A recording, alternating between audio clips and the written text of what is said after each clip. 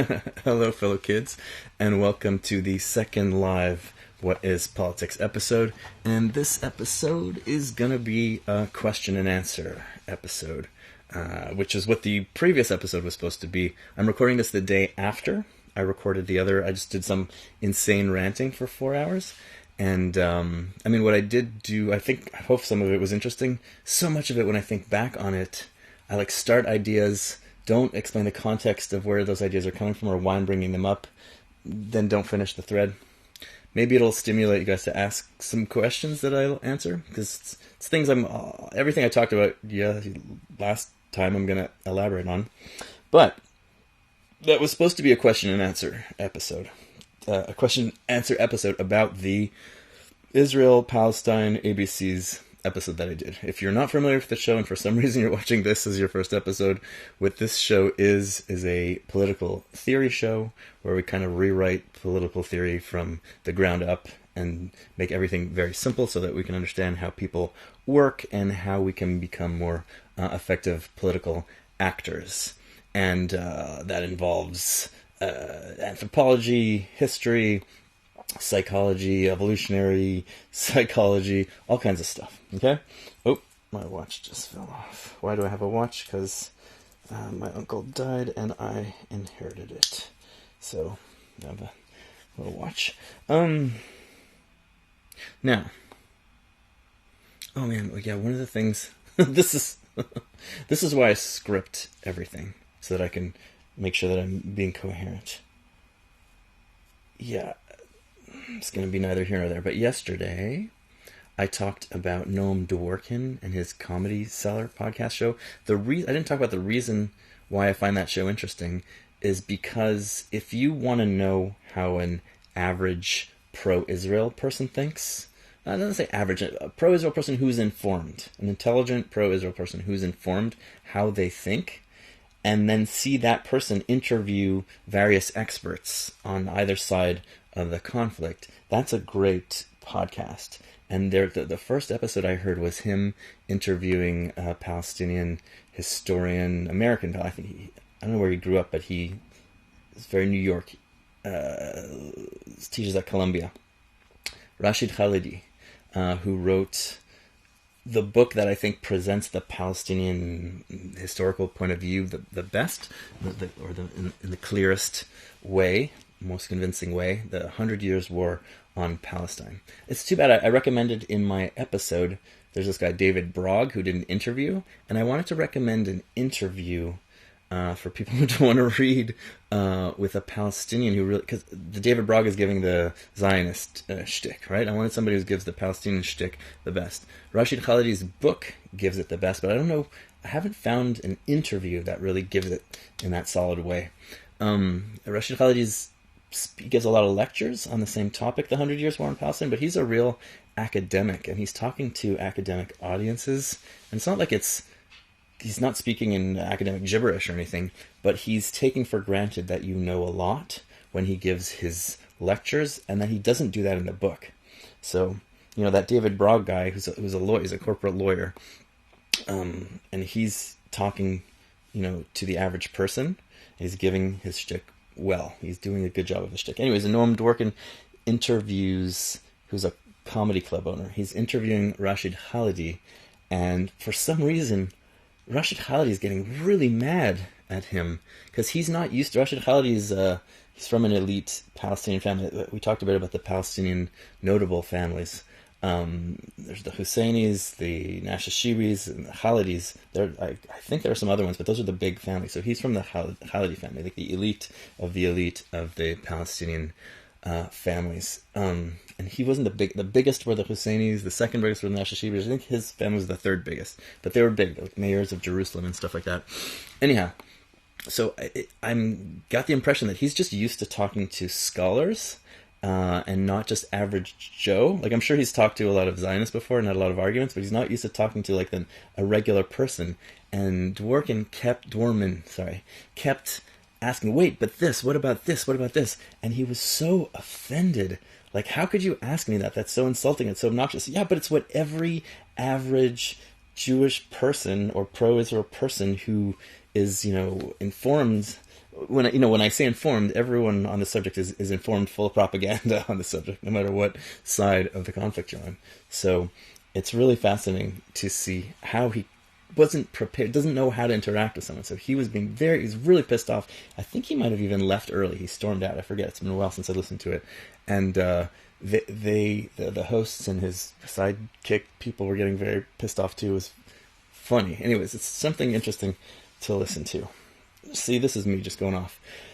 The point of this episode is to do question and answers. And what I'm trying to do, as I explained last time at hour 3 or something of my enormous rant, is, so I have this podcast where I do these very scripted episodes. And it takes me months to do them sometimes. And I go bankrupt each time. It's insane how much money I lose. I mean, I'm a tenant lawyer. I represent tenants only. And the reason I became a lawyer is so that I can do other stuff. Like, the bane of the artist's existence is, how do I make a living? I need to find cheap rent, and I need to work like 2 days a week at a bar, or I used to work in, a video store, or, stuff like that. And how do I make enough money to live and also make enough money to get the things that, because when you're doing arts, whatever you're doing, painting, sculpting, music, you need equipment and stuff, right? You also need to fix your boots. You just need to live, right? So you're trying to work as little as possible, but then you're just extremely poor. Your saxophone, falls apart and you can't fix it. It's just this struggle. So at one point in life, I explained this in the last episode, so I guess it's repetition, but I don't know if it was hour 2 or 3, so if anybody heard it. I had a girlfriend who had been a lawyer previously and was literally making 10 times as much money as I was I think I was making $10,000 a year at this point in my life. Anyways, I realized you can make a lot of money being a lawyer doing good deeds and charging relatively way less than everybody else, but still making way more than you would be at a video store, making minimum wage. So I became a lawyer so that I can work part-time instead of working at a bar, because I'm a day person, not a night person, so I can do projects like this. But this project is so time-consuming that it's just, my life is just swallowed up just doing the law and this, and I got sick like 5 times this year from the stress. The law, my business model, I hate calling it that because it's really not a business. I'm just like helping out my friends who give me some money, which is awesome. I love it. But the way I was making money doesn't work anymore, at least not this, it's related to the economy. So my law income was tanking, even though I had to work more and do less interesting stuff. And I'm at a place where I have to either, if I wanted to make a living properly, I would have to change areas of law or charge. I don't want to charge differently because I don't want to be, I'm helping you fight your landlord. I don't want to become your landlord. Like I'm charging, I often take percentages and I just do flat fees and percentages and stuff. And I don't want to take money from someone who doesn't have it. And like the idea of like having someone on a payment plan makes me sick. Like I'm fighting your landlord. I don't become your landlord. Oh, you have to pay me every month. Oh, I'm going to squeeze money out of a stone. So I arrange my, payment scheme so that no one ever hurts to pay me. They're always paying me stuff that they can. And I'm taking chunks, percentages of stuff, ideally the most. Anyhow, so I'd have to become charging the way I don't want to do. I'd have to, or switch into different areas of law, which is take an enormous amount of time, which would take away all the time. It defeats the whole purpose of why I became a lawyer. I found a specialization, dove into it, super specialized in rent evictions, so that I don't have to be spending all day doing research. Anyways, so now, after every scripted episode that takes me several months to do, I'm doing, if you haven't seen the show, I gotta say, I'm doing some cool shit. I am doing new perspectives on age-old questions, like the Israel-Palestine conflict. Like when I did my master's degree, I fell upon some research in the field of land acquisition by Zionists in Palestine in the Mandate period and before, which really opens up, which historians on either side of the political debate of Israel-Palestine have ignored this whole time. Like not, and it's only specialists that have been talking about it and talking basically to other academics. And when you do this research, it really opens up a whole new explanation for what happened and how we got to where we are today. So I babbled about it last episode, last spitball brain session episode where I'm just rambling. I set the stage for it with the previous scripted episode. I will be doing a proper scripted episode on the future, but in between, I need to live. So I'm doing, I did a Babble Insanity episode, and I'm doing this Q&A. So let's get to and I'm learning how to, as I do these more and more, I will become more refined and maybe be more on point. You will tell me, as an audience, if you like me going all over the place and babbling, or if you're just like, dude, shut up and pick your topics and stick on your topics. And so I will listen to you, maybe, and do that. So what's on my itinerary? Oh, I wanted to talk about, so yeah, last time I emphasized, as I did in my scripted episode, that the war in Gaza, which is more like just an assault on Gaza, is not just like immoral, but absolutely useless, even from the point of view of the Israeli, who is just concerned about safety and doesn't care about the Palestinians as human beings, even if that's your point of view. And that's not my point of view. Obviously, I care about what's happening. It horrifies me to see what is happening. If you want to read a human story, read the story about, oh God, I forgot her name, Hind, the 6-year-old who was trapped in a car. Her whole family had been killed, and they called her cousin, or she had a cell phone, her dead mom's or uncle's cell phone. She managed to call out, and then her cousin is helping her get an ambulance to come. The Red Crescent, the ambulance people make arrangements with the IDF to go rescue this girl. The IDF doesn't give them the green light for 3 hours. Finally gives them the green light, and we don't know exactly what happened, but what happened is the IDF killed the ambulance people, and Hind, the 6-year-old, was found dead in the car. So it's just a horror story. There's so many of these horror stories. That's what war is. And people are like, oh, well, and you hear a lot of the, if you listen to the Israeli news or the Israeli podcasts, English language podcasts, well, it's horrible, we hate to do this, but we have no choice, we have to stop Hamas. Well, you don't need to do this. There's no reason whatsoever for any of this. Israelis are starting to realize more and more now that this is going nowhere and that they had no plan going into this. But the whole premise of this, we have to do something, we have to stop Hamas, is idiotic from the beginning. And the reason, I gave more reasons in the scripted episode, but the big reason is that the only reason this happened, or Hamas was, people always say, oh, if Hamas got their way, they would just kill all the Jews, and if Israel got their way, Israel's got their way, there would be peace. I'm not going to debate that at this moment, and there's a conference, I should talk about that some more at some point. Hamas did a conference of what they would do. Maybe I'll read excerpts from it. When they free Palestine, meaning when they end Israel, and how they're going to subdivide Palestine into districts, and what they're going to do with the Jews. Basically, they were like, I forget, they chase away or kill any of the soldiers. They're going to keep professionals because they need they need to learn the skills from the professionals. There's somehow good guys in Israel. I forget what they are. People who are peace activists or something. They can choose to stay or leave. I don't know if they have to be converted.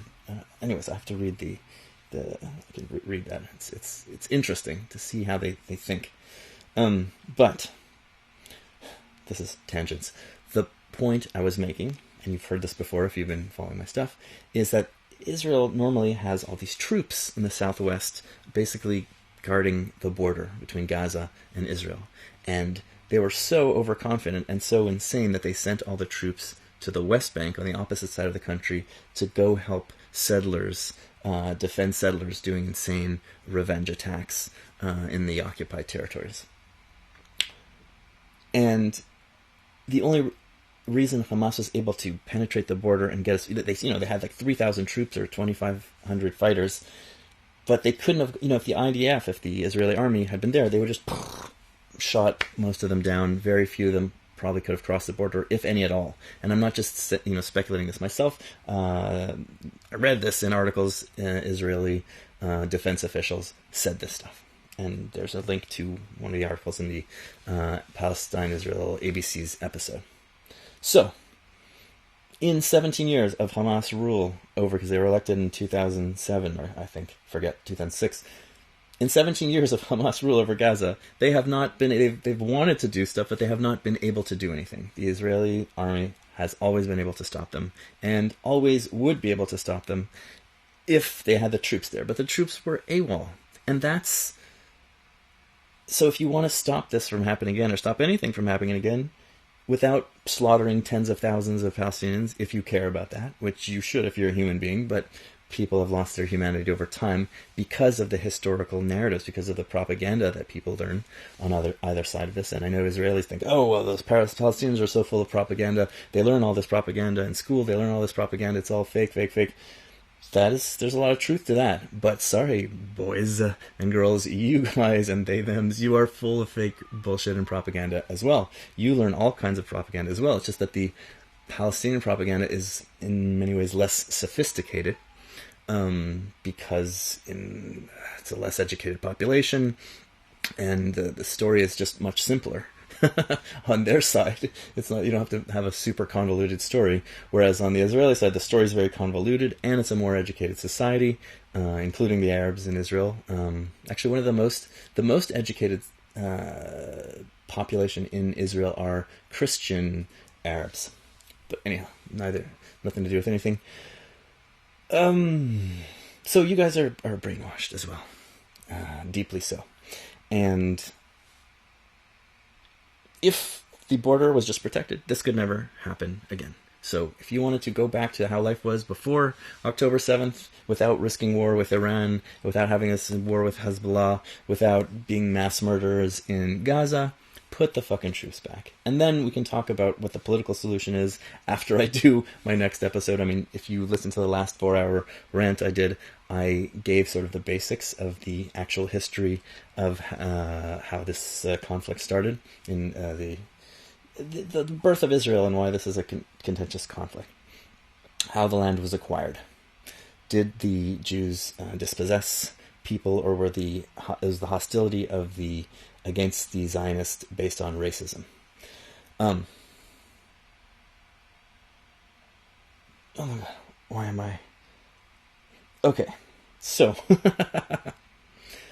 as part of this, the idea that there's no point of any of this war in Gaza, this assault on Gaza, it's just a feeling of revenge that people felt like they needed to do something. And now when I'm listening to the Israeli, Times of Israel daily briefing or whatever it is, I actually heard someone basically saying that we don't know what we're doing in here. There is no plan, and we did this out of revenge. And she was like, oh, well, we had to go in here.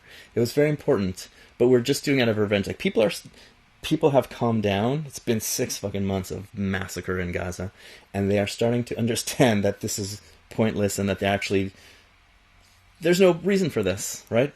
And I've heard people admit that, but not realizing that they're admitting it, saying, and again, on the Times of Israel thing, saying, oh, well, we have to achieve our goals, because if Hamas could do, and they know they can't say do more October 7th, because they can't do October 7th anymore. That's the fault of the IDF being on the other side of Israel.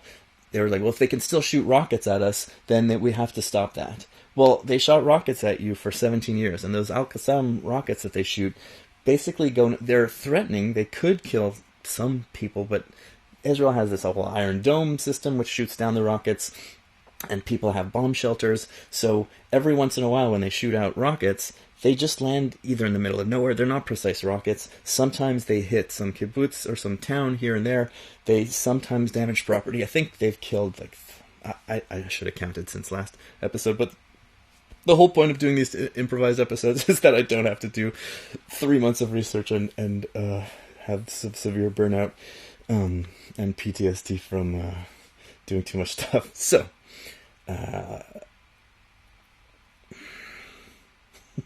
There's no point to any of this. Hamas was a minor threat for 17 years, and the Israeli public was satisfied to just let that threat be as it was and forget about it. And the Israeli, that's what I wrote down here, I wanted to talk about it a little bit. And the Israeli, what do they call it? Their policy of dealing with Gaza was called mowing the lawn, which is a horrific euphemism for every once in a while they're going to shoot some rockets, or, we're doing this blockade on them, first of all, kind of like keeping everyone, they calculated purposefully, we're just going to keep them on a diet, they say, keep them just with, the nutrition they just need to sustain themselves, and then once in a while they'll shoot at us, and often, when Hamas shoots rockets, they'll always say, oh, this is a response to something that happened in the West Bank, or something that happened at the mosque. So what Israel is going to do is just, once they do that, they're just going to retaliate, blow up a bunch of things, kill a bunch of people, and, the Hamas will kill 3 people, Israel goes and kills 50 people. That's sort of the pattern, and every couple of years or so there's some conflagration and they mow the lawn. The last big one was 2014. So mowing the lawn is, disgusting and morally problematic. But Israelis will tell you, well, it sucks, but what else are we supposed to do? We're forced into this. They're forcing us to be like that. You'll watch my episode. You can listen to my rambling on the last one if you want an idea of what happened and why that's not correct. And then you can listen to when I do the proper episode to understand why that is not a good excuse. But, I just wanted to talk about mowing the lawn, and that's immoral, and there's a political solution to this, which I talked about a bit last time in my rants. So, I talked about these things already. I want to talk about how I hate covering current events. Normally this podcast does not talk very much about current events, because there's just, especially in something like this, it's just so contentious. Like I explained last time, I fell for the mass rape hoax. There's the whole, Hamas beheaded 40 babies. Completely not true.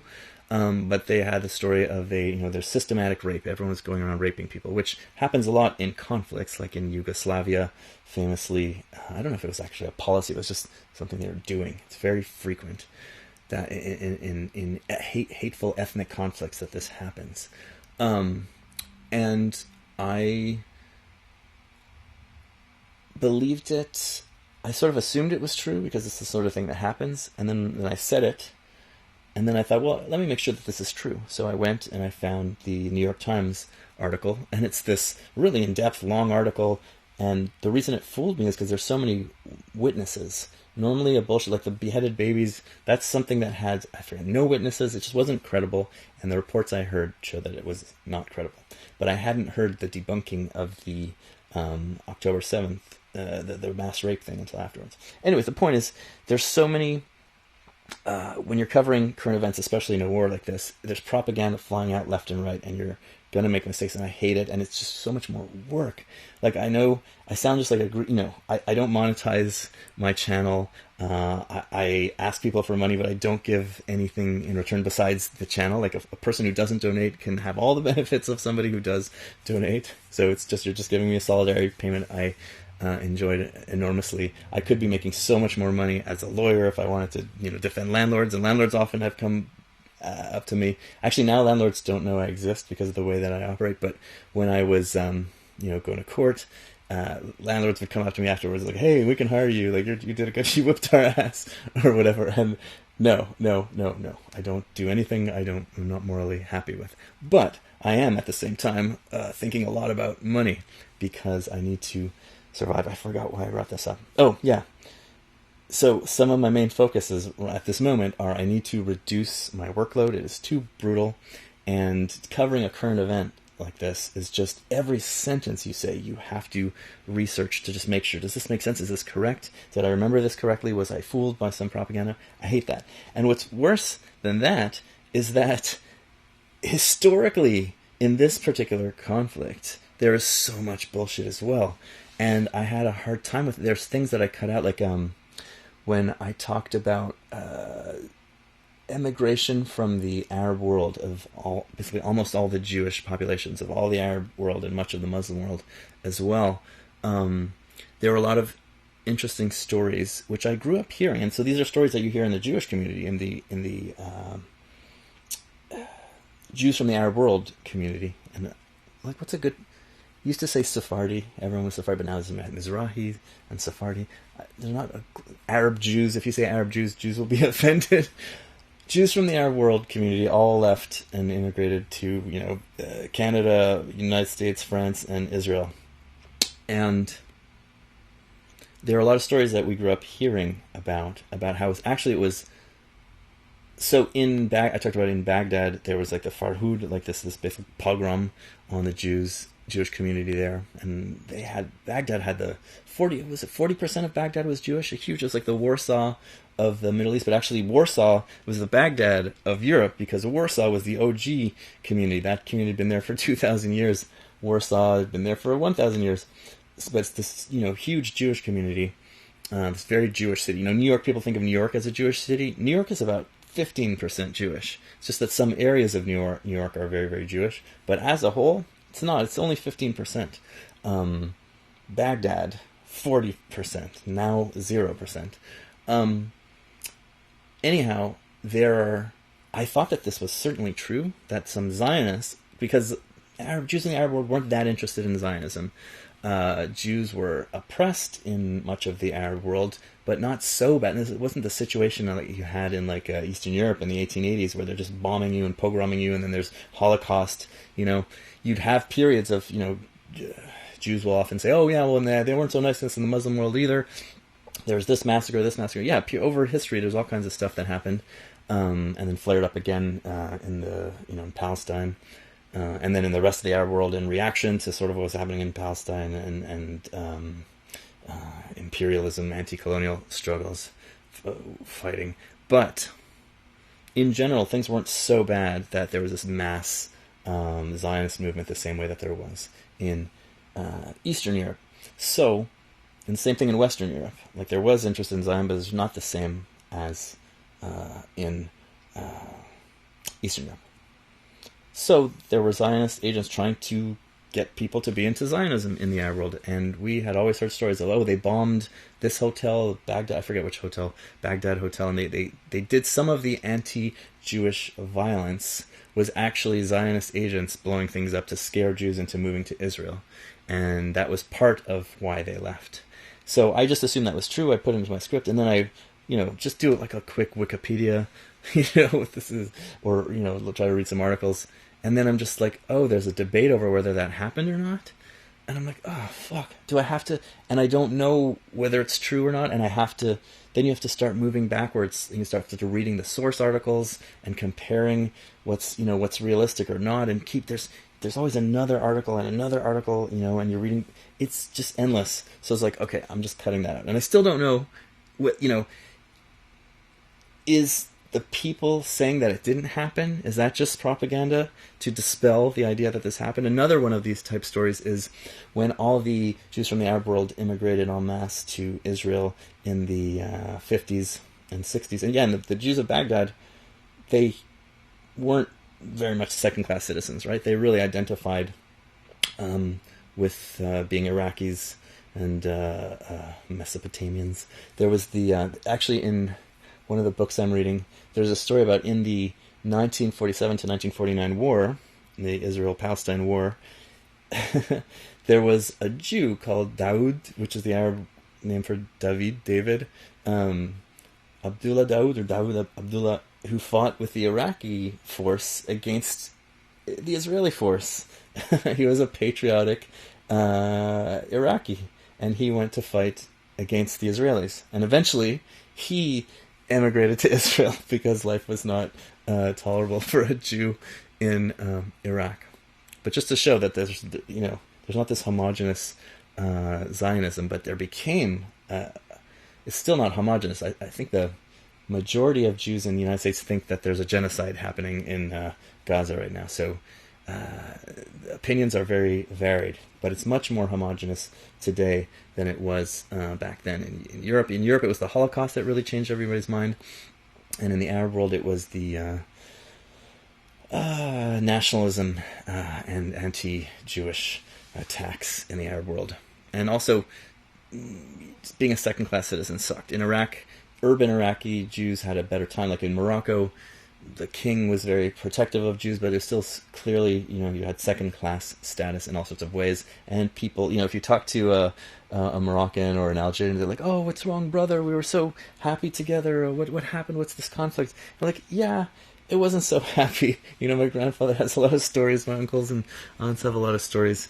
It wasn't the pogrom 1880s. It wasn't the Holocaust, but things were not good. You were a second-class citizen in all sorts of ways. You can imagine sort of like the Israelis, the Israeli Jews saying, "Oh, Israeli Arabs, why do you want a one-state solution? We have, so happy together." No, there's a lot of second class. There's a lot of racism. People are not happy, although some are not. They're not happy with the discrimination, but they identify with Israel, which is very interesting. I'd really like to do a deep dive into that. Anyhow. So one of the other stories is that after all, and especially the Yemeni Jews, came en masse to Israel. And it's really interesting because you see like the airplane, and Israel mounted all these rescue missions where they just get airplanes and just, bring hundreds and hundreds of people to Israel.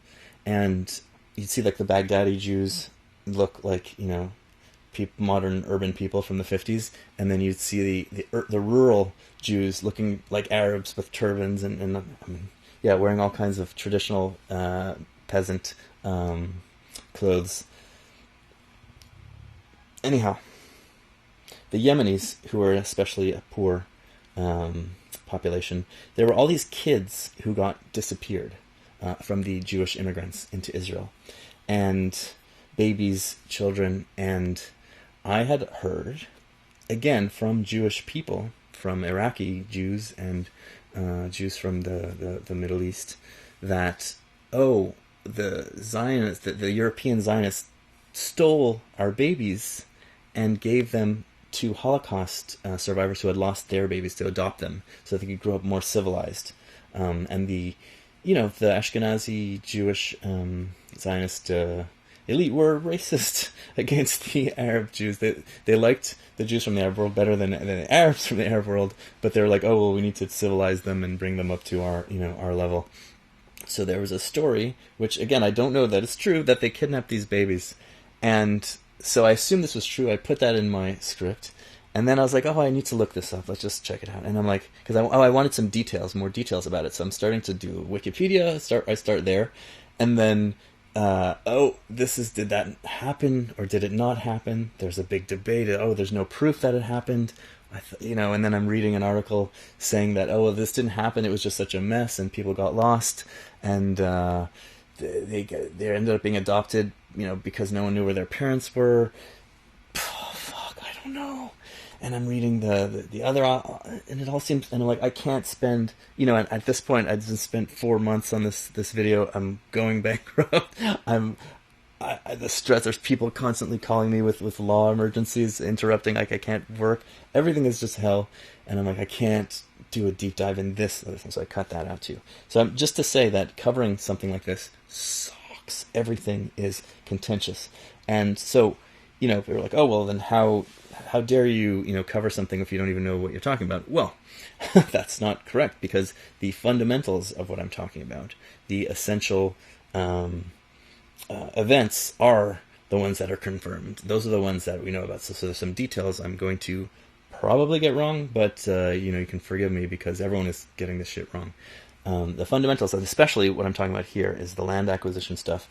This is stuff I have some expertise in the sense of, not that I'm a actual scholar who went through the records in Israel, the historical records, but I've swallowed the whole body of literature on that subject, of academic literature, and I don't see a giant debate, right? Everyone's basically saying the same stuff.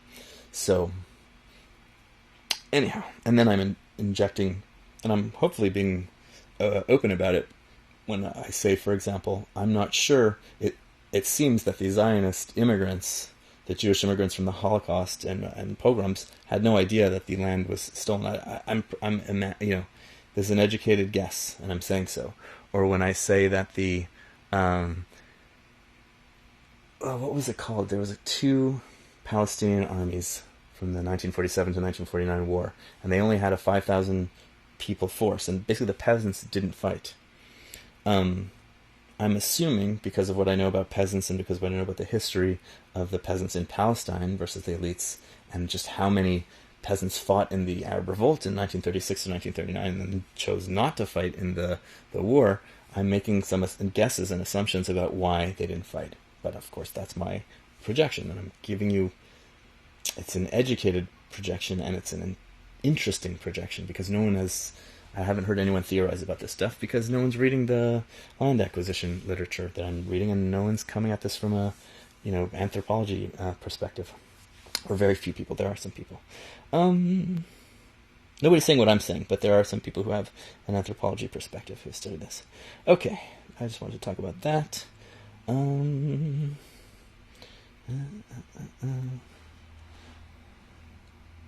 also want to talk about just something I've read. When people see the rabid, fascistic public opinion in Israel, and yes, I know, but the Arabs. Okay, everyone, I don't know if everyone has seen, but there's there's a lot of famous video that every Jew has seen of Hamas broadcasts and little kids just saying horrible things and wearing suicide belts and all these things. We know this, okay? But Israeli public opinion in the last 20 years has just gone extremely right-wing, and it's more and more common to hear people say, we should kick all the Arabs out violently. Polls on this are just obscene. How many... There's a poll from 2015 or something, where half of Israelis think that the Palestinians should be pushed out, which is... And the questions didn't even distinguish whether it's the Palestinians of Israel, the Arabs in Israel, or the ones in the West Bank and Gaza. So... And especially after October 7th, people are just that's enough, gloves are off, every person over 4 is a Hamas supporter, they're all, they all deserve to be punished.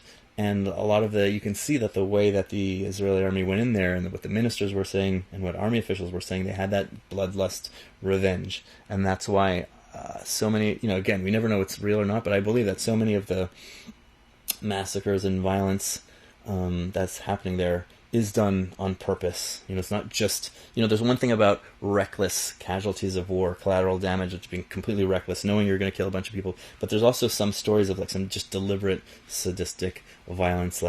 Again, I talked about I think it's the Al-Shifa hospital, where so many people are executed. There was a mass rape story there, which also was not true, but there was these executions. And knowing how Israelis feel about what happened, and what feel about the last, since the Oslo Accords, I believe a lot of these stories. We don't know anything for sure. But I wanted to point out just how different this is from how it used to be, okay? So I'm just copy-pasted from an article, which I'll... fuck. I'm not used to this device. I borrowed it from somebody. If civilians were hurt, Israel was quick to explain, express remorse, and learn from the event. The best example is the response to the decision to assassinate Salah Shehadeh, the head of Hamas's military wing, at the height of the Second Intifada in July 2002. So, in July 2002... Oh, fuck, why does it keep disappearing? Come on. Oh, I need a new iPad. I'm borrowing somebody's Microsoft Surface, which I don't know how to use properly, and the battery only lasts 3 hours. So Israel goes and kills the head of Hamas's military wing in 2002, at the height of the Second Intifada, which was a pretty violent intifada, and this is a time when Hamas made a name for itself, because they were sending out suicide bombers and just blowing up buses full of civilians. Okay, and we're going to read from Hamas's documents in a few minutes, where they're we don't kill civilians. Yeah, they're always taking responsibility proudly for those bomb attacks, okay?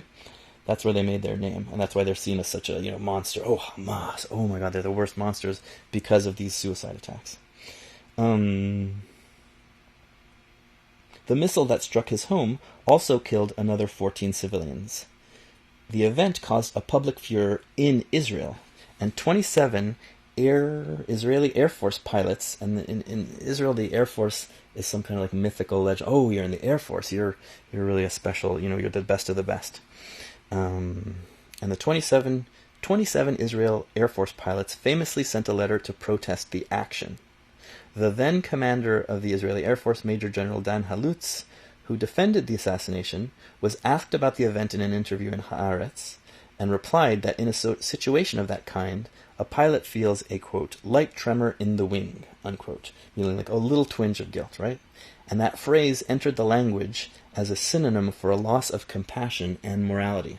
So just think about that. This is a top, not just a top Hamas official, but head of their military wing, the guy who's like orchestrating the suicide bombs. And Israel kills him and kills 14 civilians. Today, Israel's killing, there's an article about the Project Lavender, like their AI system. They have a rate of, you can kill, this AI is programmed to kill 100 civilians, or 250, some huge amount of civilians, that it's okay to kill if you get one high level, or they had different numbers. If you get to kill a high level Hamas, you can kill 100 or 200 civilians. To kill a mid-level Hamas, you get 50 or 100. I forget the numbers. Go read this thing. It's by Yuval Abraham, 972 Plus magazine. I think it's for free on the internet. Project Lavender. So fucked up, okay? So that, and people are just like, no problem. The Israeli public is totally fine with this. They're mass murdering, again, 30,000 people. There's probably 10, 15,000 people dead in the rubble that aren't being counted.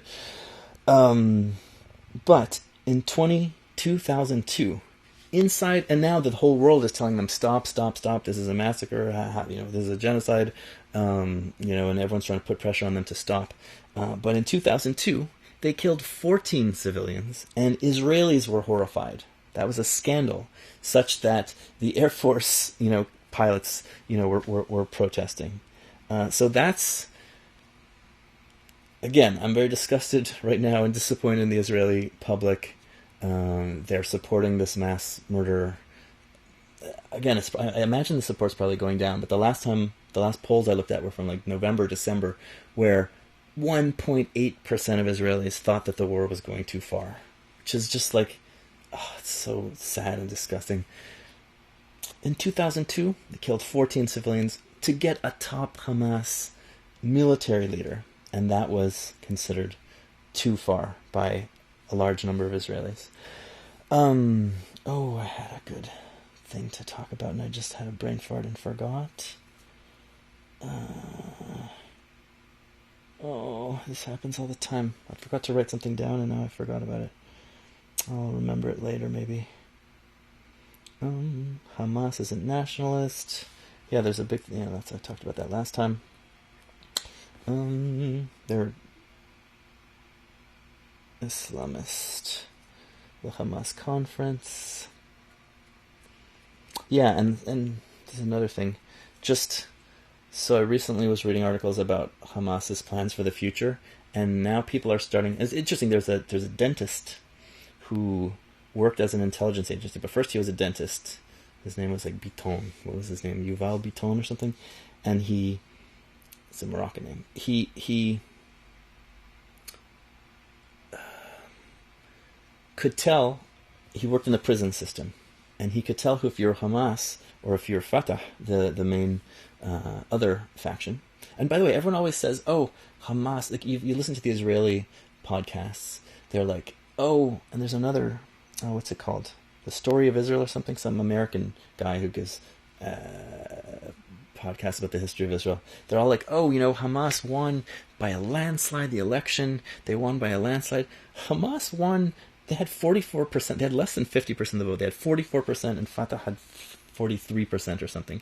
They won the large majority of the seats in office because in proportional democratic systems, like in Greece, for example, they don't want a situation that you have like in Israel, where you have these tiny parties of 3% who are required to form coalition government. So the party that wins the plurality will get like an extra 50 seats or something, so that they can have a majority, so they can actually rule without having to have coalitions with tiny lunatic parties. Which is one of the reasons in Israel you have those Itmar Ben-Gvir and Smotrich, like these complete fucking lunatics, fascists.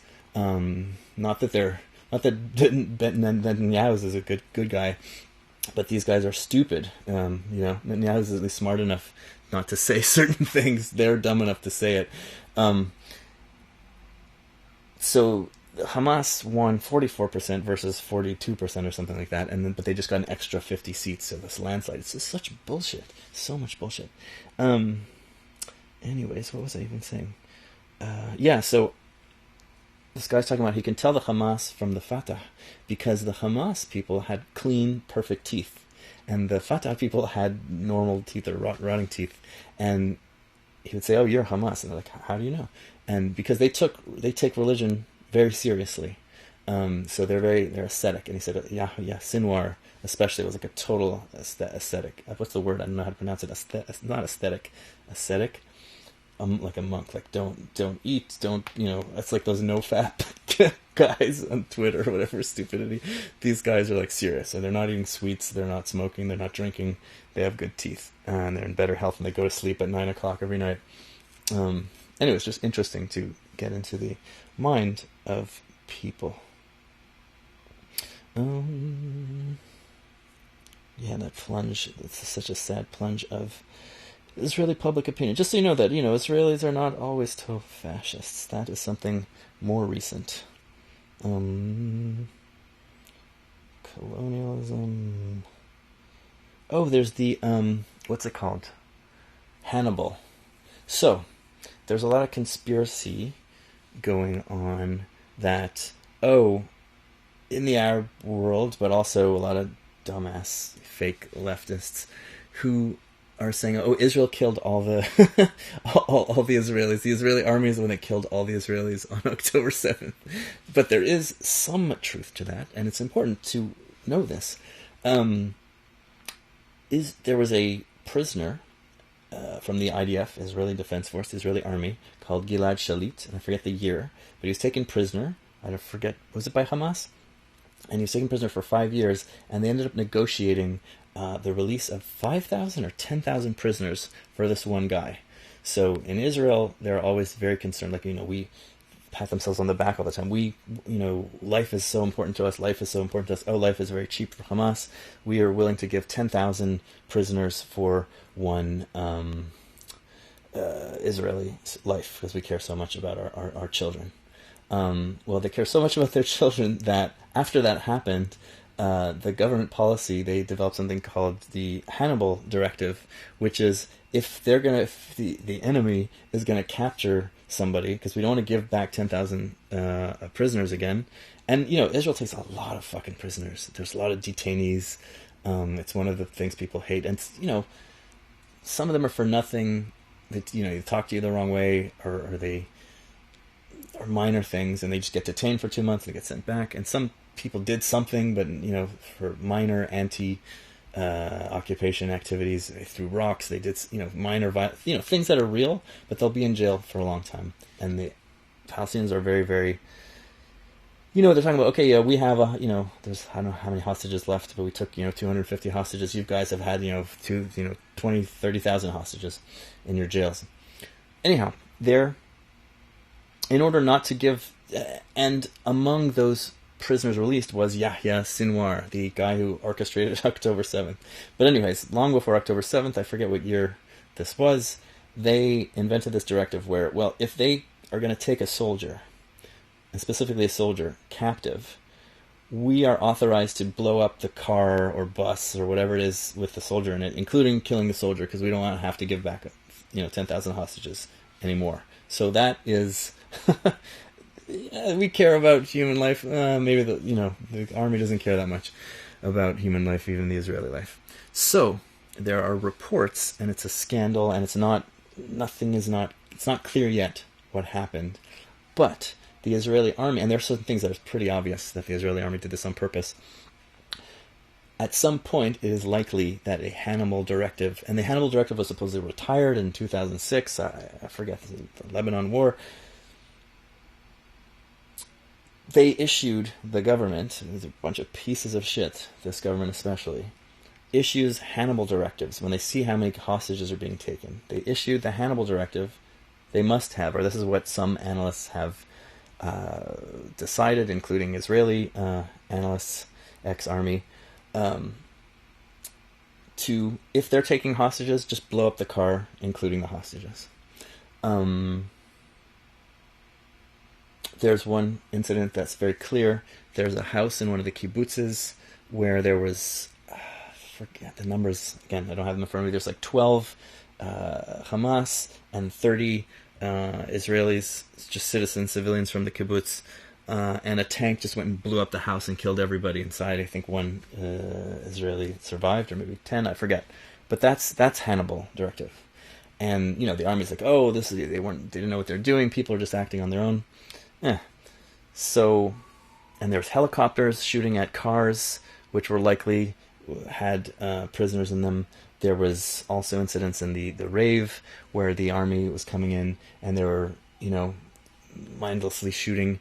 So they killed probably some Israelis as well.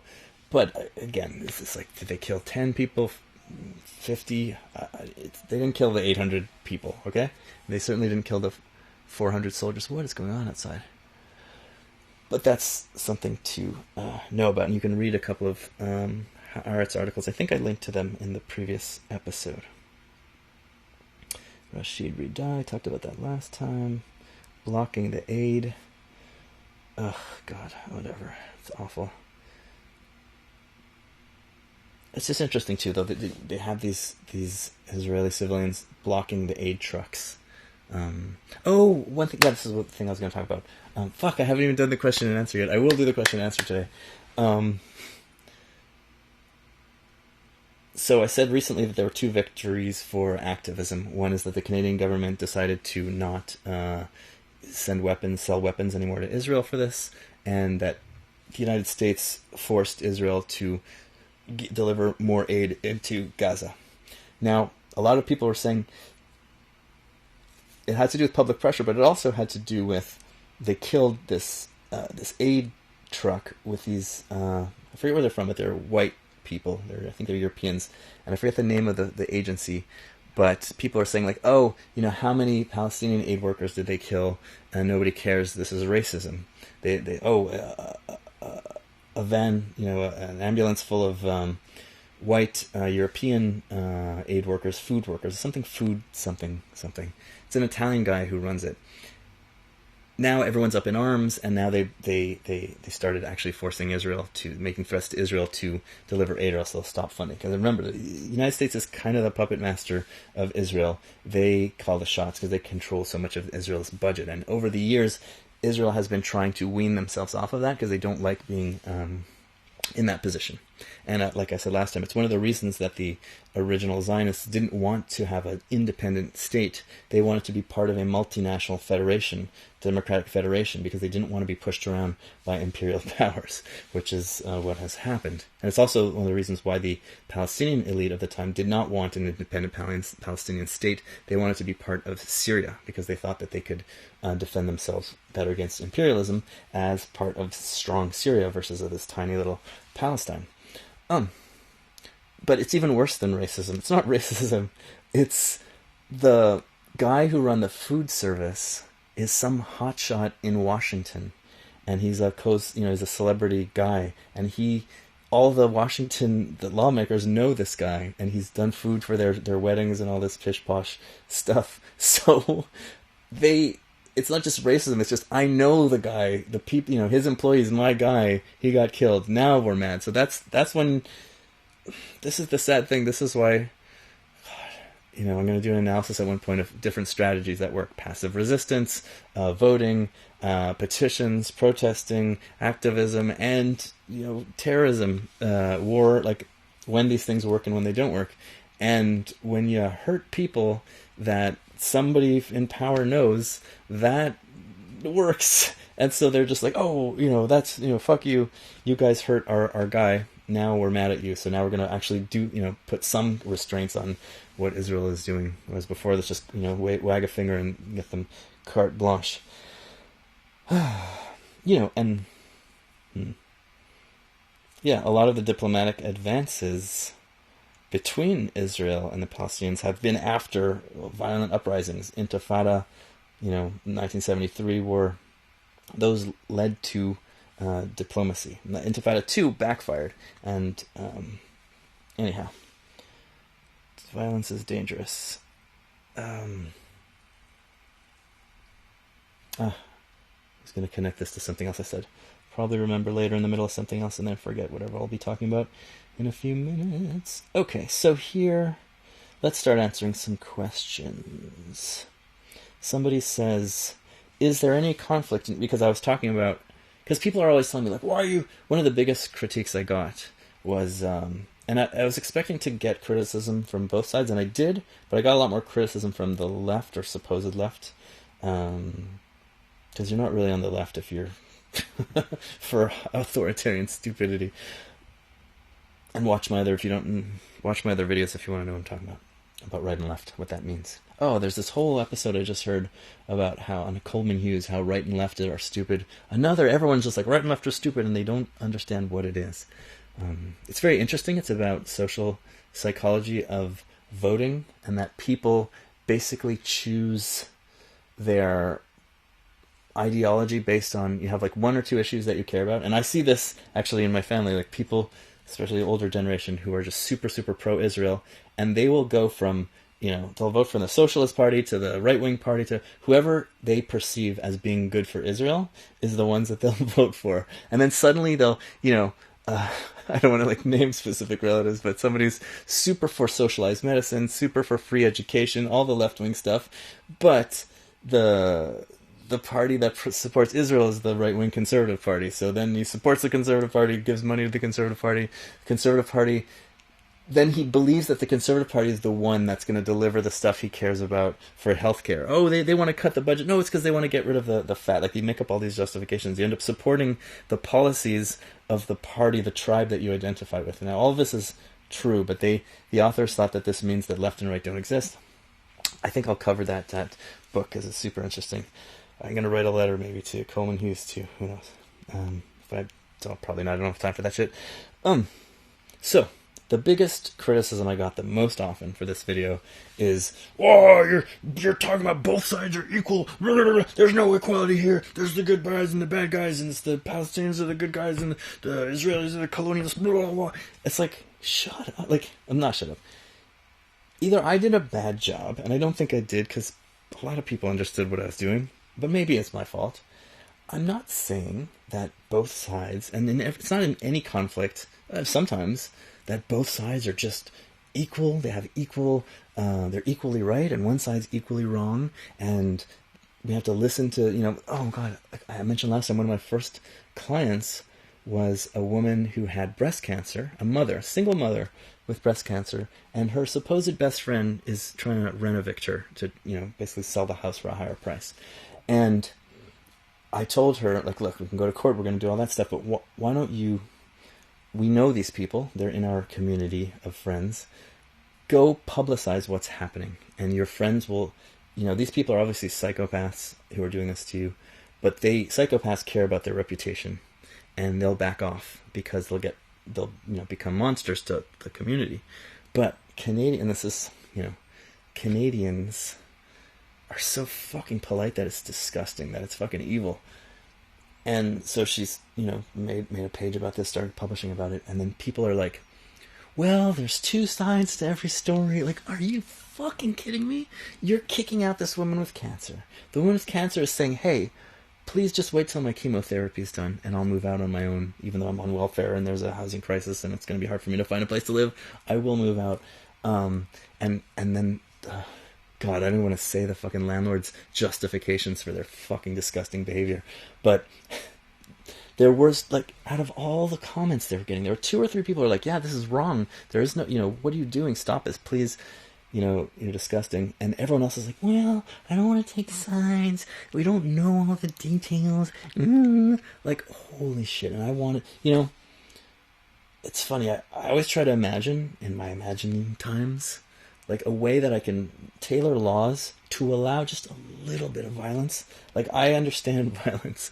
Not, I don't think shooting people is good, civilians, but just sometimes just a little punch in the face, you know. There's people who need that, and I've been in fights, you know, and schoolyard fights, and a couple of little fights as an adult as well. Sometimes just punching someone in the face just works, you know, and it's something that's very visceral and it's animal, and you're like, oh, this is serious. I'm taking this seriously, and you connect in a weird way as animals, as human beings, and then you sort of understand this is important, and they back off. It doesn't, you know, there's a lot of backfiring. It's not a great, you know, but I'm always, I'm always trying to imagine, is there some way that you can tailor the laws so that if someone's a real fucking piece of shit and you couldn't get them to behave properly from, you know, just normal persuasion and stuff like that, that you just can hit them a little bit, as long as you don't break anything or cause major damage, that you'll be, if you ever go to court, they'll let you off. Because now if you go to court, if you punch someone, it doesn't matter, unless it was self-defense, you'll get charged with something or other, but that there'd be some exception, just for nudnik exception. Anyhow, I can't, at the end of the day, I don't think I can justify it. I don't think it would work. It'd just be an incentive for just a lot of fucking crazy ass violence, unfortunately. But what I'm saying is, I don't believe the two sides are always equal. What I do believe is that there are two coherent stories that if you hear the story, you will believe one side is right?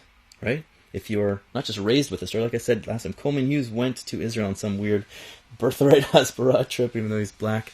They're doing some kind of trip for foreigners, and they inculcated them with the Zionist narrative, and it's a very convincing narrative. I don't know if he's undertaken efforts to do the same thing with the Palestinian narrative, but I'm trying to say that we have to understand the motivations that get people to act that way.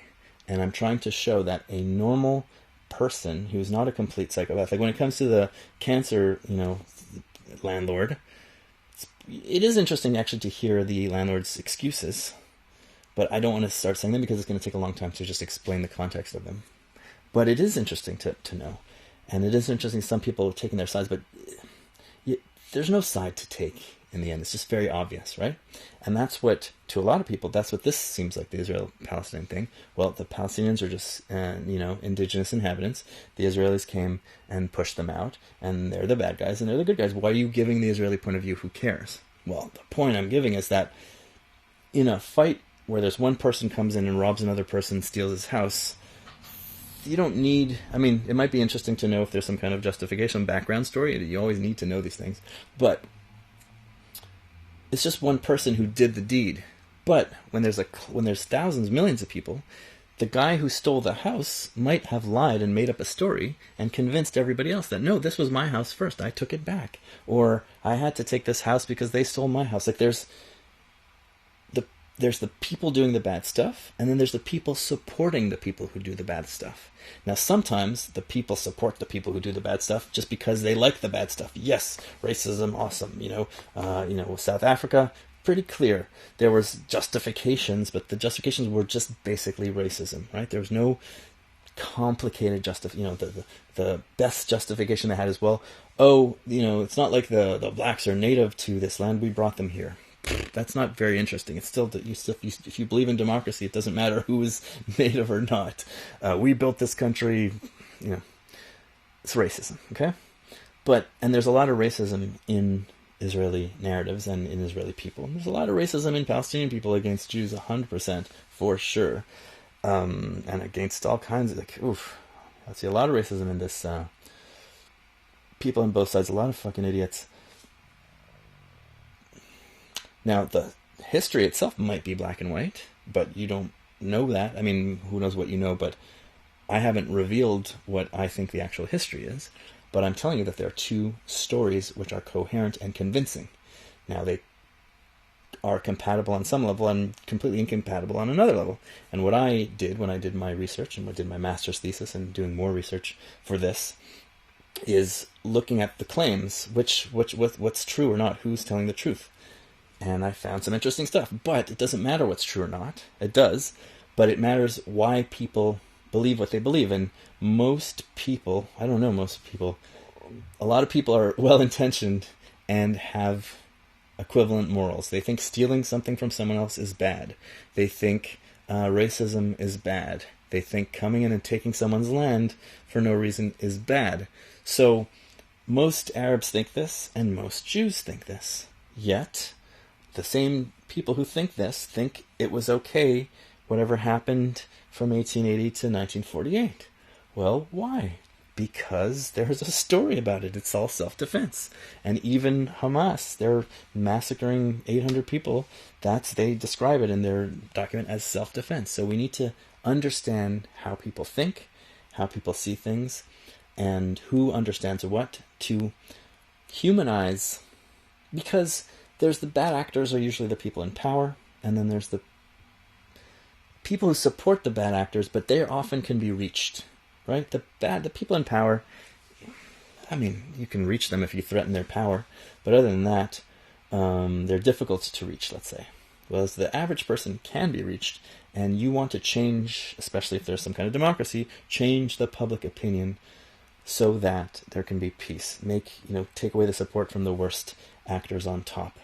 And there was a point when there was a high percentage on both sides who had a general consensus or agreement on what they wanted, not complete, but close, and what they would tolerate. Because the Palestinians still thought they were getting a raw deal, and we'll talk about that later when I do an Oslo episode. But I think it's important, especially in this case. So, and so someone asks me, is there any conflict in history where both sides don't view themselves as being in the right? And sure, probably not, right? But this conflict, I think, and I could be wrong, is especially interesting because I think the narratives on either side are quite good and convincing. Again, I see holes in them, some things are not logical, and a lot of it is not true. But people don't know what's true. People know the narrative that they learned. So if you believe this narrative, if you're Coleman Hughes and you went on this Hasbara trip, you're going to believe that narrative, you're going to support Israel. If you believe this other narrative, the Palestinian narrative, you're going to support Palestine. And if you lived some experiences, you might realize that the narrative isn't true. There's a lot of stories of Israeli soldiers. There's a whole organization I talk about, Breaking the Silence, where Israeli soldiers are like, well, we were brought up saying this is the most moral army in the world, and yes, we do take certain precautions and things, but at the end of the day, we're doing horrible things, right? And so people have experiences that cause them to realize that their narrative isn't true. And they have stories like that on the Arab side. A lot of people say, I thought Jews were like this and like that, and then I met somebody in this situation or that situation, and I realized that it wasn't true. Or, exaggerated, whatever. So that's what I can read. Should I read my answers? Probably not. Let's just try. I'll try one. As I'm doing this, I'm figuring out how I'm going to do this in the future. And you be honest. Give me your honest opinions. I'm not afraid of criticism. I don't care. I think I'm doing my podcast is pretty awesome. I really love it. So I'm not going to cry. I want to know. So was it better when I just improv the answer? Or is this going to be better when I just read what I had wrote on the comments? I'm assuming that not all you people are just reading literally a fucking 1,000 comments on a lot of these videos and they're responding to them. I think it might be 1,000 including my answers, but some of them have 1,000, 2,000 comments. So, is there any conflict where both sides don't see themselves as being right? I wrote, I would assume not, and it's always important to study the mentality and reasoning of people on either side, but most of the time the arguments of the more powerful side aren't particularly interesting or convincing. The Lord wants us to take the land, or these people are evil and we have to crush them, or we need to bring peace and civilization to these warring barbarians, or these people aren't doing anything with this land and we can do great things with it. So those are, conventional justifications for being a bad boy.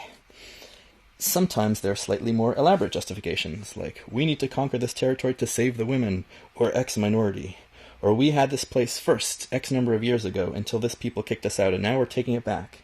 Or more interesting, the chaos of these more interesting excuses, like the chaos of these warring factions is ruining trade routes, or ruining regional stability, or something like that, and we have to go in there and bring peace to the region. But this case, the Israeli-Palestinian case, is very interesting because you have these righteous victim narratives on both sides, including the overwhelmingly more powerful Israeli side. And they do see themselves as victims. It's actually, let me talk about something. Anyways, and where there are other conflicts that have such elaborate, convincing narratives on either side, it's worth it to break this one down and see what's true and what isn't, because we're likely to find similar dynamics going on in those other conflicts, and we could learn from this and apply it to other things. So one thing I'm going to say is I complain a lot about cancel culture stuff. I've done a couple of videos on it. I ranted about it last rant. I see a lot of cancel culture-ness in the Israel side. I see actually in the Palestinian activism as well. But in the Israel stuff, it's like, so the way I perceive cancel culture, especially in elite, I'm more interested in the elite university circles. I understand that there's a lot of, I talked to a lot of people in younger than me, younger generations, in sort of artist communities or queer type communities where there's a lot of cancel culture shit. And now that they're like 35, they're like fed up with it, and they're sick of just being stressed out all the time and they can't say stuff. And so they're like, turning against that stuff. And those are the sort of communities where this stuff started. Poor, marginalized artists, and especially queer people. Whenever there's arts people, there's queer people. So those communities are always together, usually. And I don't know why, but Fred Schneider, Love Shack, baby. Anyways, B-52s are hilarious. So, but that idea, and the idea came from, like I saw a lot of this in the 1990s, you had traumatized people who had been through a lot of abuse or just a lot of difficulty and struggle, and they were going to carve their space. I don't want to hear these words. I don't want, and it's kind of psychotic and controlling, but you could also respect it because you understand that this person has been through a lot and it's kind of like a PTSD thing. But okay, I will be careful around you. I won't use these words. I'm gonna, I want to hang out with you. I will respect you and your needs. This floats up like I talked about in that what's lizard people episode. That's a metaphor, not real. Every idea that's a challenge, like I talked about last time when I was ranting and raving against academia. Oh, and I have so much more to say about academia. God, I need to write it down. How? I'll forget. I'll do it another time. Let me write this down. Academia. No experience. If I find this, I'll keep it. Okay. So, now I forgot what I was talking about a second ago. So, any idea that's a challenge to power, when I was talking about how everything is stupid. Oh, another thing I was talking about yesterday, how everything is stupid in our society because of hierarchy and power structures. Let me write that down because it's too tangenty.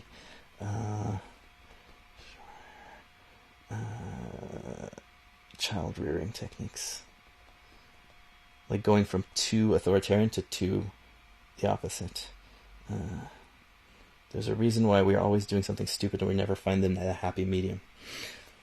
Okay, so any idea that's challenges power, and the whole idea behind these language policing and stuff was to just make people nice, make people considerate, and make a space for people who have their self-esteem constantly attacked by all the messages they see around them. Like they go on TV and they're making fun of people like you, they're stereotyping you, you've been picked on a lot for who you are, right? So you want no, I'm creating the safe space for myself, where if anyone wants to be anywhere near me, they have to treat me with respect. Okay? Admirable goal, and I'm going to make people treat other people with respect. But any idea that's a threat to power will eventually so what started happening is psychopathic type people in those communities start to realize hey, I can terrorize all my friends by using this, so it's like an impulse that's a bit controlling because it's this overprotection impulse. There's good ideas behind it, but it's also too much. So then a psychopath realizes I can take the too much aspect and then make people tremble and quake in fear of me and become the king and queen of my little social group and just terrorize the fuck out of everybody and make me people send me reparations and all this bullshit. And then this sort of migrates up into the elite power centers, the elite colleges. And then these rich kids see this terrorist activity, and they're like, wow, I'm a rich, like, they're not saying this, but this is how their mind works. I'm brought up I told my nannies what to do, my dad tells the employees what to do, the gardener what to do. My job is telling people what to do. And one way I can terrorize the people around me and tell them what to do is lob these accusations of racism, sexism, homophobia, transphobia, blah, blah, blah, cishet, white, blah, blah, blah, blah, garbage, and terrorize the fuck out of people and sort of develop this stuff into this ideology that sounds like left-wing ideology, meaning it sounds like it's protecting people and making space for equality, but what it is actually hierarchical. They are wielding it just like Stalin wielded communist ideas. Communism is supposed to be about equality of power, but the communist parties generally wielded them for hierarchy of power. Just like Christianity started out as this attack on the rich and glorified the poor. Well, it gets absorbed by rich Roman ladies and then eventually Roman emperors, and it just becomes this tool of domination. So the cancel culture PC type stuff, which is about protecting more poor and marginalized people, becomes this tool for rich kids to lob against each other, to attack their rivals, to take down their professors. Sometimes they're just like, oh, let me flex my power. Let's see what I can get away with. My friend told me that her friend is a prof, and he hates teaching now, and he's going to quit. And during COVID, he wrote. Some students asked him, "Hey, will we be returning to in-person classes next semester?" And the teacher, I think he was like 60 or something, I think she told me, he wrote back something, well, we anticipate that we will be going back to class, but we're not sure, so blah, blah, blah. And then he gets this angry letter from several students.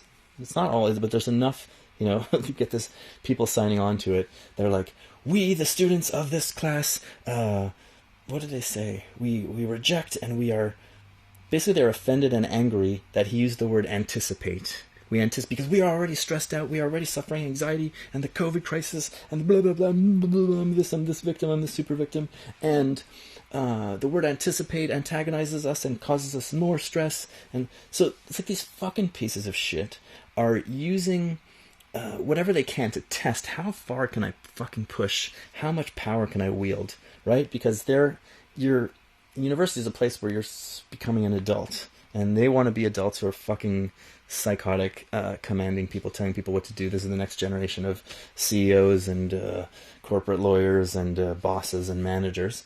So they're flexing their managerial power and their psychosis. So cancel culture, it becomes cancel culture. It goes from respect culture to cancel culture, destroying people and giving power to authorities, the administration. The administration loves this stuff because then it gives them more power. I talked about it in my big rant. I'm not going to repeat myself too much. The Israel stuff. So it's starts with traumatized people, gets into rich people, and then the rich people are like training themselves to think, I am so marginalized, I am so oppressed. And it's very easy to believe this shit when you have, and one of the evils of academia and how it's neutralized a generation of, I talked about in the last rant, it neutralizes a whole generation of potential rebels, of potential scholars who could be doing stuff against authority and power, is that you get kids who have been in school since they're 5 years old or 4 years old or 6 months old in some cases, and you never get to grow up. You never have life experience. Like, it's really, unless you grew up in a really fucked up, poor environment, you've never had, I have a very anti-capitalist outlook. And again, I'm not against markets, I'm against capitalism. And I came to this sort of idiosyncratic worldview because of my life experiences.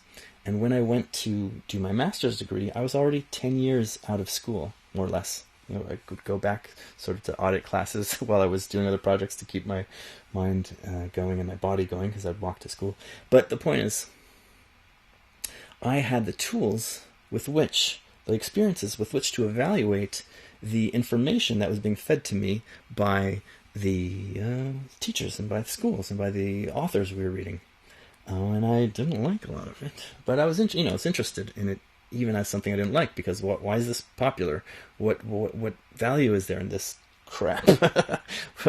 And one thing that I saw is that you have a lot of kids who have no life experience, and before they've had a chance to see what capitalism is and decide whether they like it or not, because you got to see it for yourself before you like it or not, they're just being plowed with all this critique and prejudices, basically.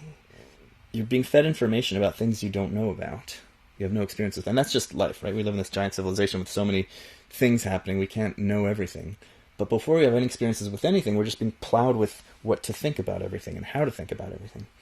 Oh my god.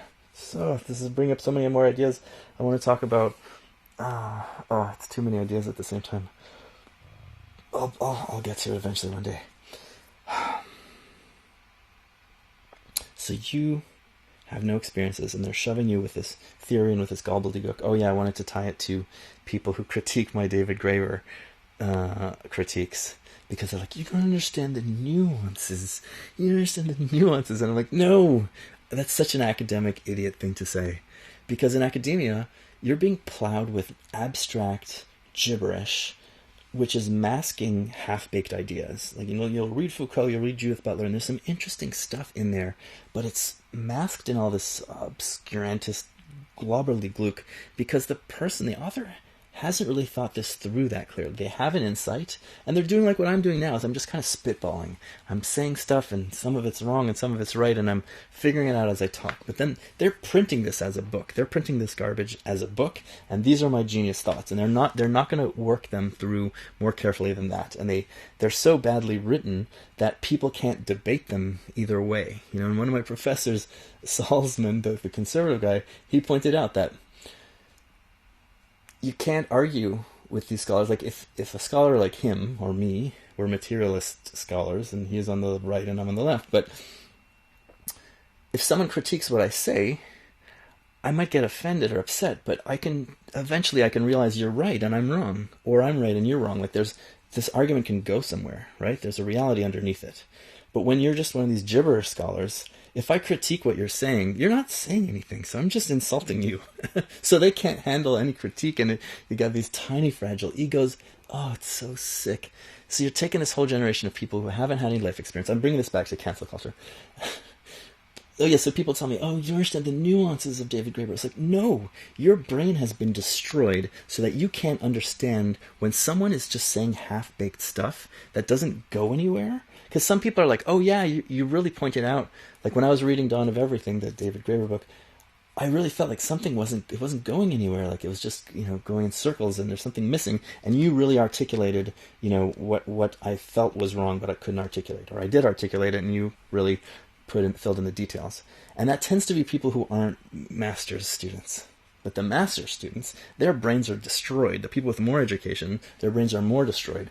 And they're like, because you're taught to read this obscurantist gibberish and imagine what's in there. You kind of have to guess what it is. And these half insights are like, oh, it's like poetry. They're just stimulating nerves in your brain. And you're like, oh, that's an interesting idea. It's like a crazy Bob Dylan lyric. He just sang some weird drugged out thing. And he's not pretending to be a scholar, so that's what poetry is supposed to be, right? Poetry is just like, useless like a rich man's son. Actually, that's a really great line. Useless like a rich man's son. That's like a factual, scientific thing. But he says all kinds of visions of Johanna, the milkman said. So he's, one-eyed chihuahua named Lucy, Tom Waits lyrics. So there's this just gibberish, but it evokes ideas, and especially, if you like drugs, these ideas seem more coherent than they are. But that's poetry, that's art, right? But these idiots are pretending to be scholars and basically doing the same thing. I have a half-baked intuition about power isn't just the elites imposing power on everyone else. Power is kind of like everywhere. That's an idea. You need to think about it more, but it doesn't really get much more profound than that. It's everywhere. Okay, gobbledygook, the interstices of power. So, I haven't read my Foucault in years, so I can't even make fun of it adequately. Sorry, I don't have time for crap. So scholars are, it's like when the Ayatollah, gives his pronouncements, these very vague, statements, or when the head of the Federal Reserve, says a speech. Everyone's like analyzing every word he says to try and imagine what he's saying in between the lines. So people read the David Graeber, and there's tons of really exciting ideas. It's a really interesting book, okay? There's tons of ideas, there's tons of anecdotes, and it's really stimulating and interesting. But if you have any coherent mind, you realize it's not going anywhere, and there's a lot of contradictions, and a lot of it's half-baked, and it doesn't, do what the authors say they're doing. But, so I'm pointing that out. And I'm pointing out why it's going nowhere, and I'm pointing out where it should be going, and what it could be doing, and what you could be doing with all this wonderful knowledge that they've dug up, and how you could be doing what they want to be doing. I can get you to the goal that they want to get us to, right? And I'm really proud of what I've been doing with that series, and I'm going to keep doing it. But all these dumbasses are like, you don't understand the nuances. No, your brain is ruined. You think that half-baked garbage, poetry, is genius. And poetry is genius when it's supposed to be poetry. This is supposed to be scholarship. This is supposed to be taking you from point A to point B. But it's just jerking you off. It's it's mushrooms in your brain making you think about stuff, but it's not helping you achieve anything, right? Like all the rebelliousness of the 60s is, there's all kinds of things going on in the 60s, but there's the drug culture, the music culture, that's great. But it didn't take you anywhere politically if you didn't have history, science, anthropology behind it, right? It just turns you into a yuppie in the 90s. You need to have the meat, the proteins, the material structure to get you from point A to point B. Okay, all of this to come back to cancel culture. Cancel culture starts with poor, marginalized people trying to carve out spaces of respect for themselves where they can be free of the judgment that society puts on them. And then it gets absorbed, like every anti-authoritarian movement, into the halls of power, into the elite universities, where it becomes a tool that you just clobber your enemies with and just create this religious fanaticism that you use to just do whatever you want. Right? And there's so many stories of just people taking out their rivals with cancel culture, attacking their ex-boyfriends. We're going to see what in the Soviet Union, once they established their state very quickly, people were just using laws, because they're just fluid laws, just to go attack their ex-wives and their ex-girlfriends that they were mad at, or ex-husbands. That's the shit that people always do when there's authoritarian structures of power. Okay, so how does that relate to Israel? This is what we're talking about, Israel.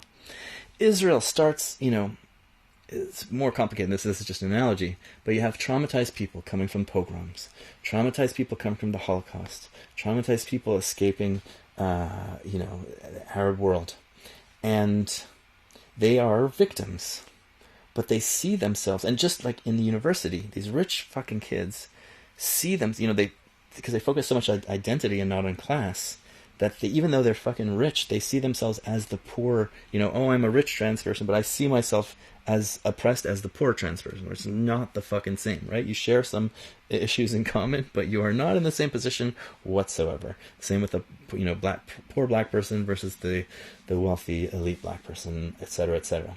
So they're convincing themselves they're so marginalized, we're so oppressed, and it's just carte blanche, and take the cancel culture, clobber, clobber, clobber, clobber. So Israel goes from, these poor immigrants, refugees, traumatized, into this wealthy, the strong power, and then you have the American Jews supporting it as well, who are traumatized by the Holocaust, traumatized by all the anti-Semitism of history, but now they're in the position of power, but they're convinced that they're always this close to being wiped out, and it gives them the, anyone says anything anti-Semitic, crush, that whole.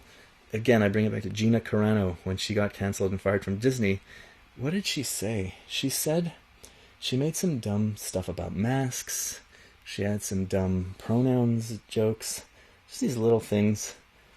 And then what got her fired was she said, And this, she's getting the backlash that people get on Twitter. No one ever tries to reach out and connect with them. Always, you're terrible, you're a monster. All you're doing is antagonizing someone and putting their back up so that they, push back. And then when they push back, they're like, see, I knew you were a Nazi, because you're defending your Naziness.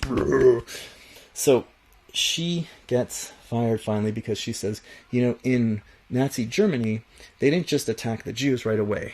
They first had to demonize them and demonize them and demonize them so that when they attacked them, everyone thought that was cool, that was good.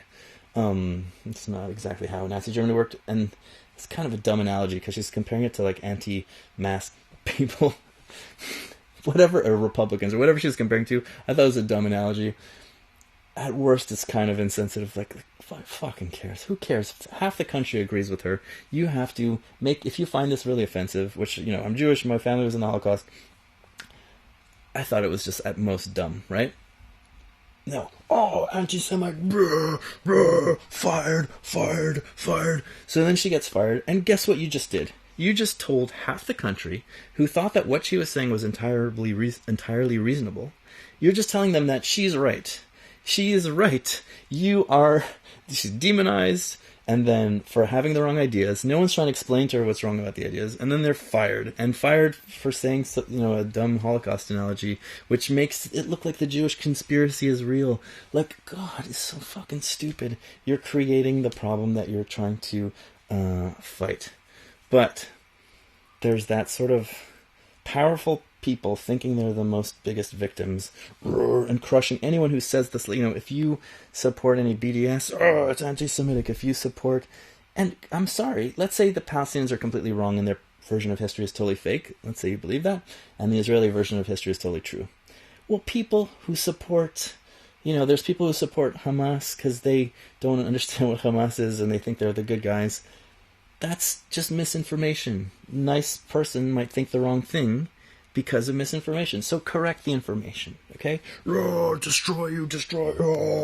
You are creating your own enemies left and right. You're not doing a good job of getting people on your side or supporting the cause that you care about. And this is why people like Donald Trump gets elected. This is why an enormous percentage of boys can see themselves as conservative versus girls, like in the Gen Z generation. Like, it's a fucking idiocy. And so you see that cancel culture in the universities has always been on these social justice issues. But now when Palestine is a social justice issue, you've seen how it's like flipped around, and you get the cancel culture from the Israeli side. And it's not so much fun when they do it to you, right? The right-wing cancel culture. And all of a sudden you need to rethink, this cancel culture shit. And it's not principled, it's just me ideas, me crush, freedom of speech for me, crush you. And when it's the other way around, there's all these fucking Ben Shapiro's, total hypocrisy. They're whining about freedom of speech, but now when somebody says something against Israel, no, crush, silence, censor, fucking idiots. Okay. And on the Palestinian side, there's some of that too. I saw, like I mentioned before, that Project Lavender article. So this guy, Yuval Abraham, writes this article, this 16-page article, really detailing how horrible this Project Lavender shit is. And it's a great, it's very, very harsh. And the guy wrote a tweet, I forget what, and he supports a one-state solution, meaning a one single democratic state, which means he's anti-Zionist. What else could you want as a pro-Palestine activist than this, okay? Whether you agree with this guy or not, doesn't matter, okay? There's then these idiots, these online, that stupid squirrel fucking lunatic, and this other guy who I don't want to name because he's not famous. But they're just like, you Zionist, like you said, because he said some of the hostages are being raped. You're repeating false things, and you said that the AI was faulty, because in the article it says that the IDF was knowingly using the AI system to kill people that was faulty. So knowingly using something when it's faulty means that it's just killing civilians for no reason. So that means you're killing civilians for no reason. That's what it means. They're like, you, by saying that it's faulty, means you're excusing them for their murder, genocide, blah, blah, blah. Like, dude, this guy's giving you 95% of what you want, and you're attacking him like he's Itamar Ben Gvir, like he's Netanyahu. Like, fuck you. What that tells me is, when you're attacking someone who's 95% your ally and, you know, differs with you on a few issues, you don't care about your issues. You care about showing off that you're the fucking good guy, okay? And you just care about, at best, you just care about, like, wagging your fucking tail and jerking your fucking wiener off in public, okay? Flicking your bean, shiny bean. Or, at worst, you are just trying to impose discipline and religious fanaticism, not actual religion, but just that same religious fanatic mentality of, you must obey the scriptures, what I say, you know, these are the correct opinions, anyone who deviates must be destroyed. Because there was a couple of legitimate critiques that these people had, and they could have said, hey, Yuval, you wrote a great article, we really appreciate you, you know, exposing this fucking horrible AI, but, brother, comrade, I think you should have done this or that, or you didn't do this right. No, rah, rah, rah. Like Finkelstein, Norman Finkelstein, real character, okay? He basically destroyed his academic career by supporting Palestinian causes. And in a way, he just has a non-diplomatic way of being, like, his, you know, anyways, character. Even, you know, whatever, I can criticize him a lot, but actually I admire him in some ways and criticize him in other ways. Point is, he sacrifices his whole career by being the most fierce advocate, criticizing Israel and being on the Palestinian side. But at one point he came out against BDS, boycott, divestment sanctions, and I forget why. I think he said because the people in charge of it were assholes and he didn't trust them or something. Whatever, he's a weird, personal, petty guy. But so he had a difference of opinion. And okay, it's an important difference of opinion. But they didn't turn around and say, hey, Finkelstein, we really appreciate that you've destroyed your fucking academic career, and he couldn't get a job for 15 years. He's 70 years old now, or 69, and now has a job again after 15 years of being, he must have had a patron or something, or living off charity. I have no fucking idea. This poor fucking guy sacrificed his fucking life for this cause that he was, you know, he's a New York Jew. He's fucking sacrificing his career to advocate for Palestinians, you know, a million miles away. And these fucking piece of shit activists, instead of saying, hey, brother, you have sacrificed so much for us, we love you, we appreciate what you've done, you know, and 2 weeks before they're parading him around as the good Jew, look at the anti-Zionist Jew, look at this guy. He criticizes BDS, he says he doesn't support it, whatever reason. All of a sudden, you're a Zionist, you're a colonialist, you're blah blah, you're a liar, you're Mossad funded, blah blah blah. Like, that is cancel culture bullshit. And when someone does that, instead of saying, hey brother, we appreciate your support, but we don't like what you're saying about this, and here's why I think you're wrong, that tells me these people are full of shit. They're not real activists. They have an ulterior motive, right? They just want to be in charge of something. They don't care about freeing the Palestinians. They care about freeing themselves and being in charge of something. Like, and that's true on the left, on the right, fake left. This is inherently right wing, because left wing is egalitarianism. You don't want to be in charge of anything except yourself. Okay, that was a rant. Let's get back to the question and answer. I guess I can't do anything straightforward. I have to just go off. You'll tell me if you prefer the rants or if you like the straightforward reading. Okay. Someone writes me, and also let me know, should I read the names of the people writing? Although YouTube did this fucked up thing now, where instead of having your YouTube name, you have your YouTube @ which is your code name. Like, so instead of, I don't know what this person's name is, like R.A8680, like, what the fuck? I don't know what your name is. And if I'm going to read your name, I'm going to have to do more work to copy and find your name, like click on your account, copy, paste your name. I don't have time for this shit. Anyways, somebody writes me, I understand the Hamas and Israeli standpoint, but what I don't get is the US. Can someone explain to me the American approach to this conflict? Oh, and the UK too. Okay, and this was, if I remember, this guy had an African, like from Africa name or something, but maybe I'm wrong. UK too, maybe he's British. And I did talk about this in the ABC's episode, but basically, maybe I should just read. Let me try reading this first, so I won't have to rant. Oh, I said, oh, good question. I covered it very briefly in the video. Basically, the US wants a loyal government in the Middle East to keep the Arab countries from going too far out of control. Most importantly, to make sure that the US keeps getting oil at affordable prices and that the Arab countries and Iran, which have a lot of oil, don't go rogue and start trying to break the world economy and the US economy by choking off the oil supply, like what happened to a certain extent in the early 1970s. I mean, Iran has already gone rogue. The Arab countries, and that's the example. The US had a client country in Iran under the Shah, Pahlavi, and all these Middle Eastern countries, most of them are dictatorships, and the population wants a government that will use oil wealth for themselves and maybe raise oil prices.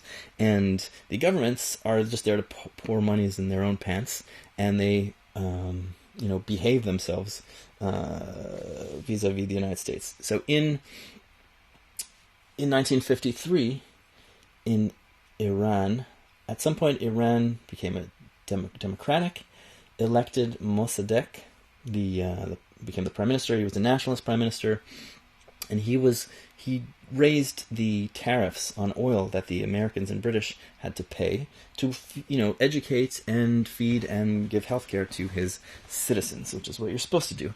But of course, the British found this to be unacceptable, and so did the Americans. So the British and Americans orchestrated a coup, got him out of power, and got in this guy, the Shah, who was like a monarchy basically. So the Shah, of course, is unpopular, but he's super Western. He's liberalizing the economy. He's a piece of shit. And eventually, the population overthrows the Shah.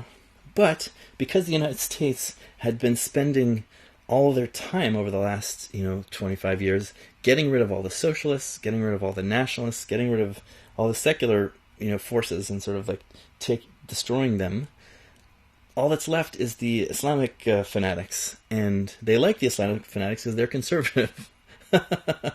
That's this fucking idiocy of American foreign policy. They always get rid of the secular nationalists and socialists who want to feed their own people and promote Muslim fanatics who are fine, with capitalism, and who are a bulwark against socialism, right? They love the fanatics, the religious fanatics, because they're anti-socialist. Well, these guys, since they're the only organized group, it's a bit like after the Arab Spring, right, in Egypt. Muslim Brotherhood ends up taking over because the other groups are not organized enough. So the most organized group is the religious fanatics, and then they take power. And they now control a lot of oil and are not, necessarily favorable to the United States. They are favorable to Russia and give them favorable prices and help Russia through this war, for example. So the United States does not want all of the Middle Eastern countries to throw off the dictatorships and end up harming the United States and Europe's interests, or feeding their own people. So Israel it's again, the early Zionist thinkers didn't want a tiny nation ethno-state because they understood that a tiny state will be the pawn of great powers. They wanted to be part of a multinational empire. Democracy was what they ideally wanted. They were hoping what the Ottoman Empire would be after the Young Turks Rebellion, or what they were hoping how the direction Europe would go in, with the Austro-Hungarian Empire and the Russian Empire.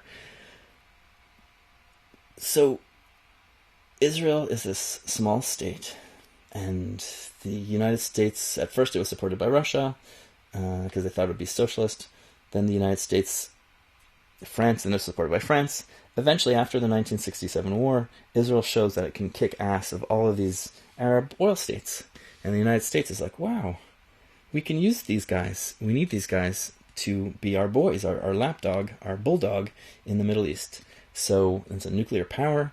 So United States becomes the patron of Israel, and now starts funding Israel enormously. They used to support a third of their military budget. Now it's a fifth, because Israel's trying to wean themselves off of it, like I explained.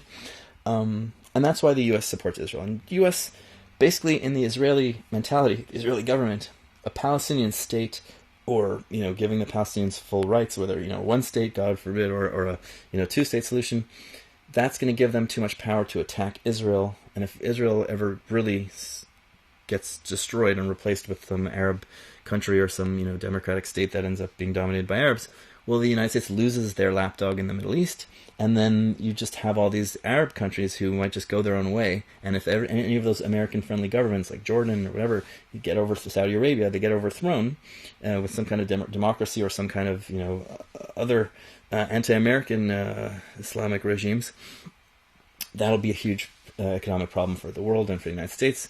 So they kind of let Israel do whatever they want. Well, you need to crush. They have the same. You need to crush all these Palestinians, because if you don't, you'll be at risk. And then sometimes they're like, okay, you're crushing the Palestinians. Previous presidents were less indulgent than Biden is, for example. Like Carter would just be like, okay, stop. You can't do this. Even Reagan was just like, stop this bullshit. You're being, in Lebanon, you're being too. Was it Lebanon? I'm mixing up. Anyways. Biden is particularly indulgent with Israel with this massacre, but the Americans basically support Israel, and this is why. And so I wrote here, Israel is the one country where the population and government are both reliably pro-United States. And like I talked about, in imperialism and colonialism, you always choose a vulnerable minority. Not always, but that's a classic tactic that the French especially used, to become your ally, because they're completely dependent on you. So Israel would never turn from the United States because they need them so badly. Although, I don't know. I wonder if Israel could survive on its own without the U.S. patronage. Israel is the one country where the population and the government are both reliably pro-U.S. So Israel is like a police station or military base for the U.S. in the heart of the Middle East with nuclear weapons. So the U.S. helps Israel do whatever Israel thinks is in its best interest for security, for maintaining the state of Israel in its Jewish majority form, so that it keeps this reliable ally.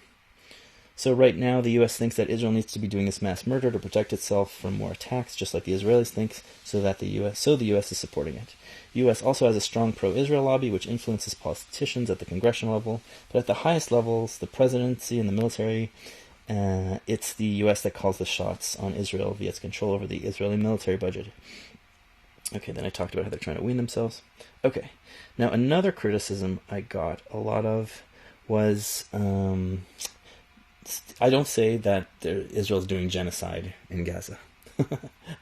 I just say mass murder. I'm talking about it's evil. I'm talking about specific examples of just kids being shot. There's that LA Times article where that doctor is just like, she said, or he said, this isn't a war, it's a massacre. And just talking about how he saw several children coming in, age 5 to 8, with bullets in their head. Okay? And, maybe it's a rogue sniper. Maybe, but that's the mentality that's happening right now. Anyways, so why don't I say it's a genocide? Because I can't defend that position. I do not think it's a genocide. Now, there's the legal definition of genocide, which I think is stupid. It's, I forget now, like the United Nations, South Africa suing Israel for genocide. It's the destroying or aiming to destroy in whole or in part a society. What does that mean? In whole or in part? Like what in part? That's every war is a genocide? Like what was, World War II, the U.S. blew up Hiroshima and Nagasaki. That's mass slaughter. That's fucking horrible. Now there's some excuses for it. I'm not doing the deep dive right now. But it's not considered genocide, because they weren't trying to exterminate the whole population. They're just destroying 2 entire fucking cities. Well, and I forget, it's 250,000 people killed in that, or 500,000, something horrible. Israel has killed 30, 40,000 people. It's a mass murder. They've rendered the entire population homeless. There's all sorts of horrid stories which seem to be true about, shooting kids in the head. All this fucking awful stuff. They shot, there were those Israeli hostages, 3 Israeli hostages, who had escaped their captors and were running around. And actually, guys, watch the hostage interviews. It's also really interesting to see the relationship of how they're talking about how they were treated, to see how the hostages think, talk about the conditions, the sort of human, sometimes, relationships they had with the captors, and sometimes horrible. There's one now who's claiming she was raped. Sounds credible. Who knows? Maybe it's another story that's not true. Mass rape clearly didn't happen, there would have been so much evidence. Like there's a, an inquiry into this, and the person going into it, she was looking for it. She expected it to find it, and she was surprised she didn't find much of it. So mass rape did not happen.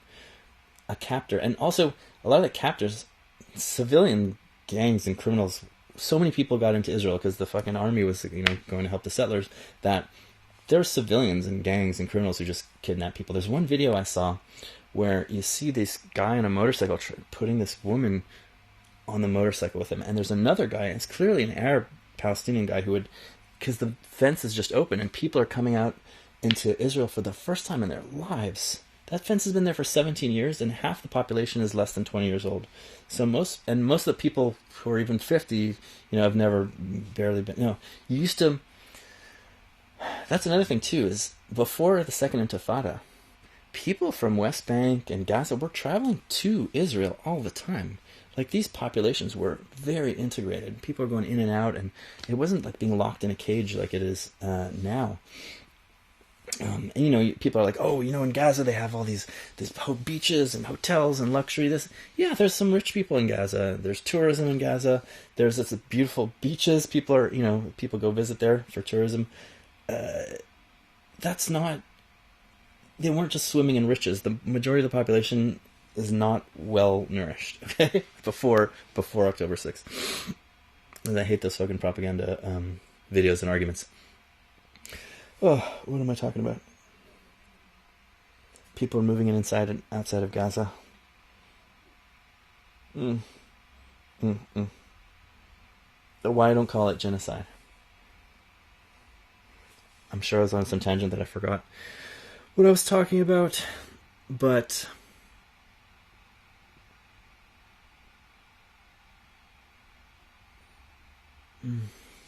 in whole or in part, it's a bullshit definition. It's too flabby. Genocide means to side, kill, genotype. You need to be trying to exterminate most people from some group. So, and if Hiroshima isn't genocide and it's an entire city that they're just literally trying to kill, then how can, they don't care if all the Gazans die. There's people who want them all to die. You hear those expressed frequently. But they're, if they wanted to kill everybody, they could have killed everybody a long time ago. They are being reckless. It's mass slaughter. It's completely evil.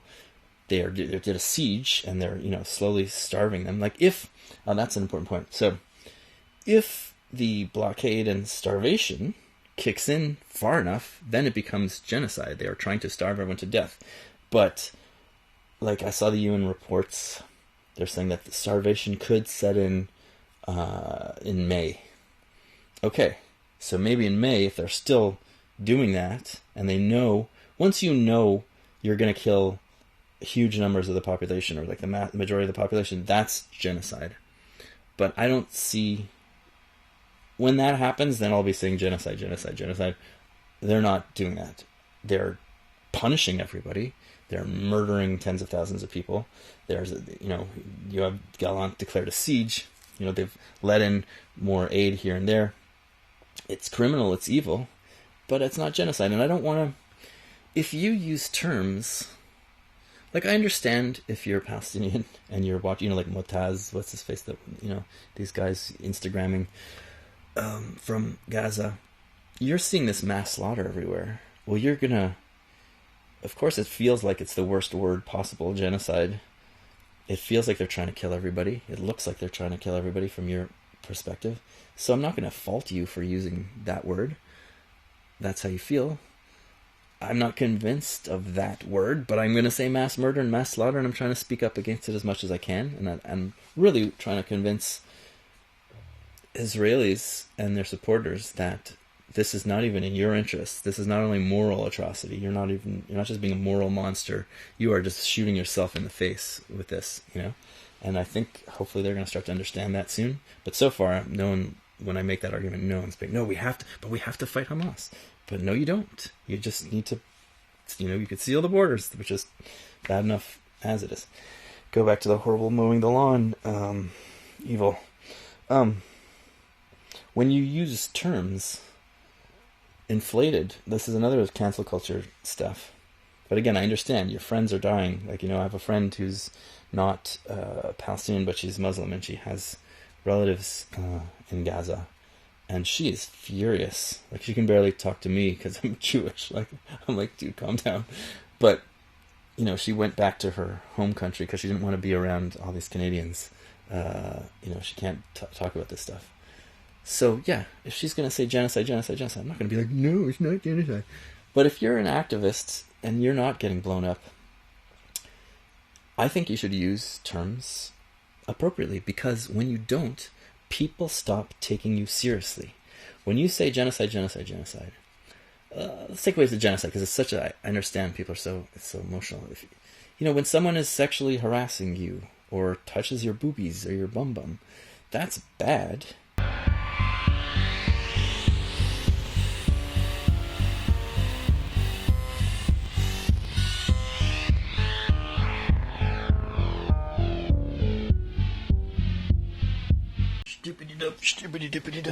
Okay, so I ran out again of space in my iPad. Okay, yeah, I don't think that analogy was going to work. I had a sandwich in between. I had so many thoughts. I wrote some of them down.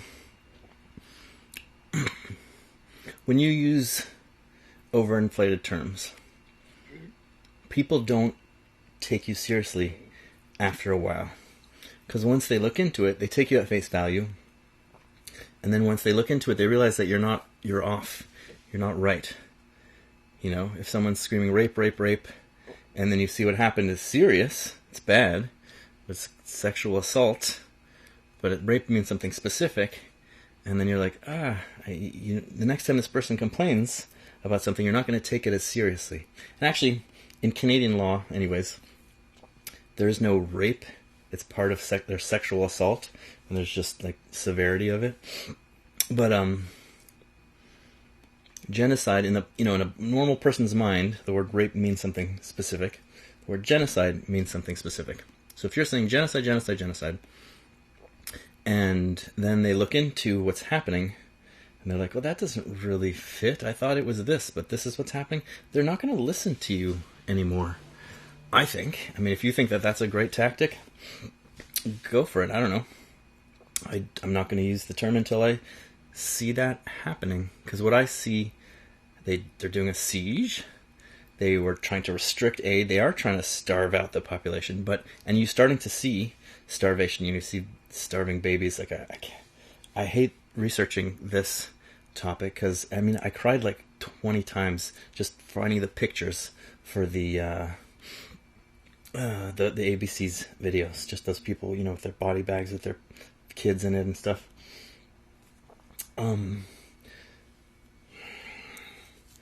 Forgot what I was saying. Oh, yeah.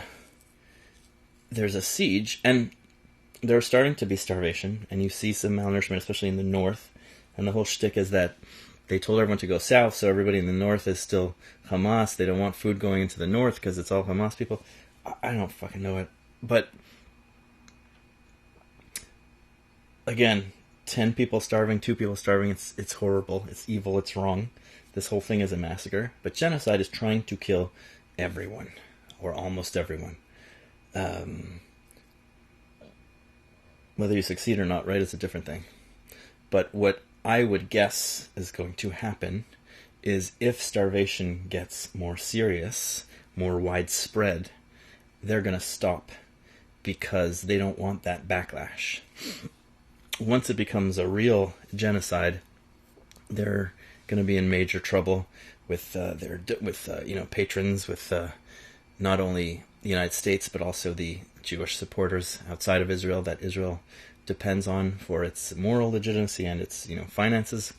So I would expect, anyways, you never know, that if as the famine gets more and more serious, they're going to stop at some point.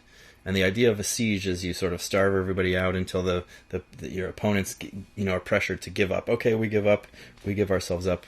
Don't kill all the population. Although often people in charge, bad guys in charge, don't care about their population that much. And they'll hog all the food for themselves and they'll be the last ones to go. So I don't think that the people in charge of the Israeli Defense Forces care if the whole population starves. And if they had to starve the whole population to eventually get to Hamas, I guess a lot of them would do it. But I don't think that would... They know that they can't do that, and that won't work. So I think they would stop. Maybe I'm wrong. And at that point, when I see I'm wrong and the whole population is starting to starve, I will be saying genocide, genocide, genocide.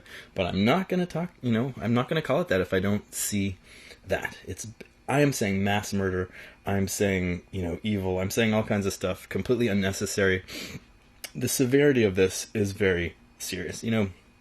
Bashar al-Assad killed 40,000 people in Syria. No one said that's a genocide. It was just mass murder. It was horrible.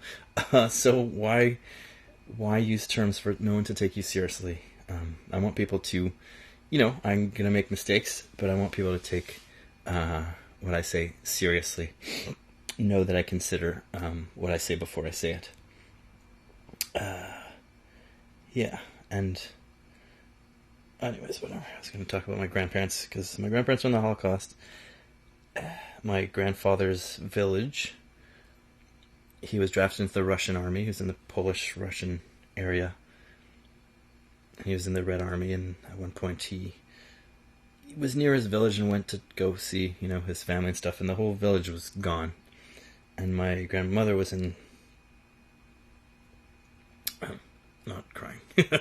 My grandmother was in Auschwitz, from age 12 to 17, I think, or it was just... the whole war was 12 to 17.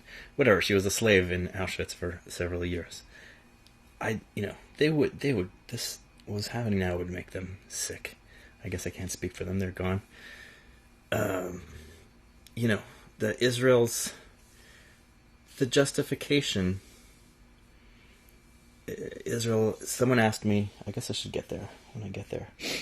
But basically, what's the justification for Israel? Why is it okay to have an ethno-state, And the justification is the Holocaust, and also the pogroms, and also Farhud, and all the other abuse that Jews have been subject to as a minority around the world, as minorities often are, all sorts of minorities are exposed to. And that wasn't the refuge state was not the idea of the original Zionists, or not the biggest idea. I talked about the ideas last rant. But for the population, the majority of the population, by the 1940s, half the population was Holocaust refugees. And by 1970, another half of the population was Arab world Jewish refugees. So you had 3/4 of Israel are like recent refugees. And then even the quarter that was left, a lot of those were pogrom refugees. So the popular understanding of the point of Israel, and this is why my grandparents were big supporters of Israel, because they believed all the stories told about it to them, is it's a refuge state. It's the place where you could go. In the Holocaust, everybody closed their doors. You couldn't go anywhere. Canada, Diefenbaker said, one is too many. To let in one Jewish refugee is too many. That's yay Canada, right? United States closed their doors, or very, very few. Palestine closed their doors. You had giant ships, illegally going to Palestine, trying to smuggle people in. The people who did go there were getting there illegally.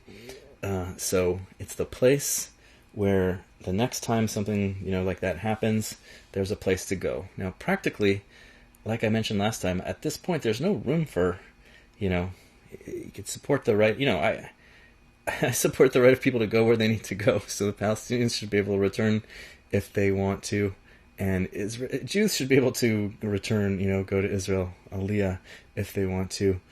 But there's no room. Like, Israel's full now. The rent crisis, affordability crisis, all that stuff that you have all over the world. By the way, I'm going to make an episode soon with the solution to the housing affordability crisis. That's... Maybe I can do that quickly before I do the big Israel episode. I don't know. I have to figure out, because I'm trying to make a living, right?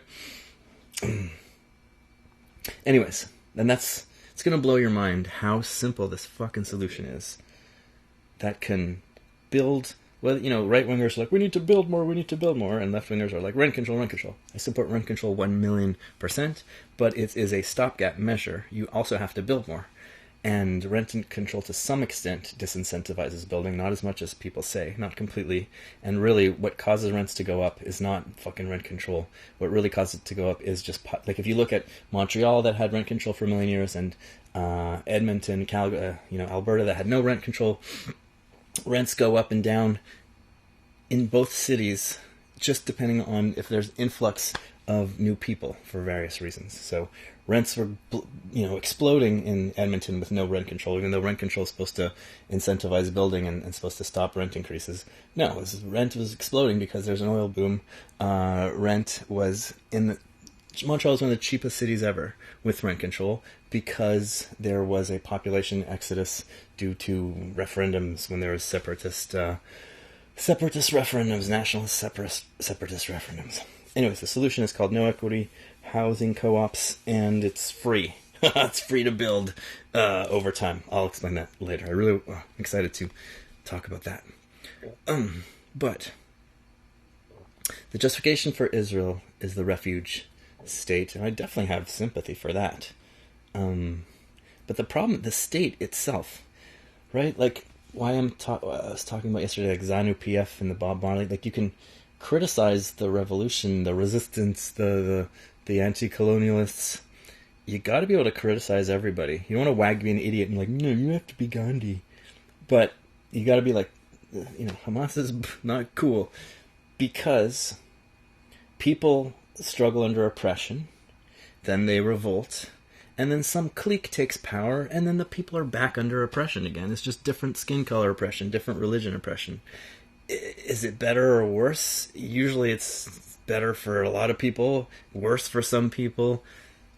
You want to criticize it because you hope that they get liberated in the best way possible. You don't want, and anyways, that's a whole other discussion. But, okay.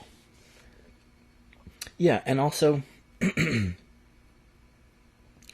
there's two things, like, genocide. If you think that's going to help, anyways, whatever. There's making the war stop and the murder stop, and then there's making peace, right? And a lot of people think, well, you just need to crush Israel, and you just need to BDS and all this and that. I don't know what the strategy there is. You get the U.S., basically. If you're in a country, get them to stop supporting this shit. Like, that's for fucking sure. If you're an American, harass your representatives to stop this shit. But you can stop this hell, but then you need peace. And without having some kind of understanding between the populations, there will be civil war, not peace. And maybe you think that's gonna, maybe it will. Some people will come out on top. I don't know. It's usually everybody loses, right?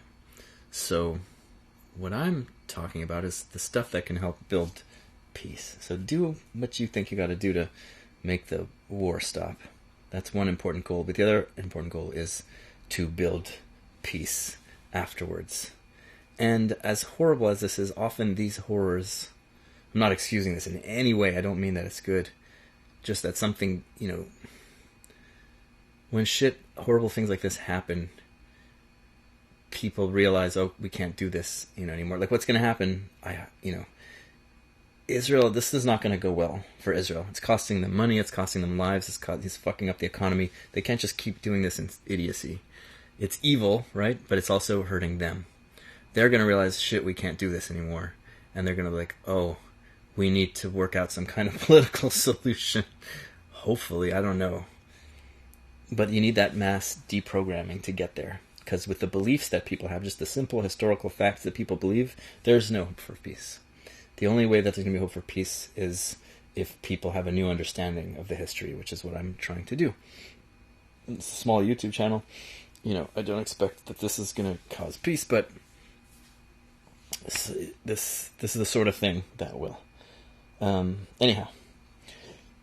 Okay. I talked about this. American imperialism. Genocide, yeah, they're saying your definition of genocide is a gift to the genocide deniers, blah, blah, blah. Okay, I explained that. I just don't think that's a... People understand, it's like rape, like anything. Murder, there's murder and there's mass murder.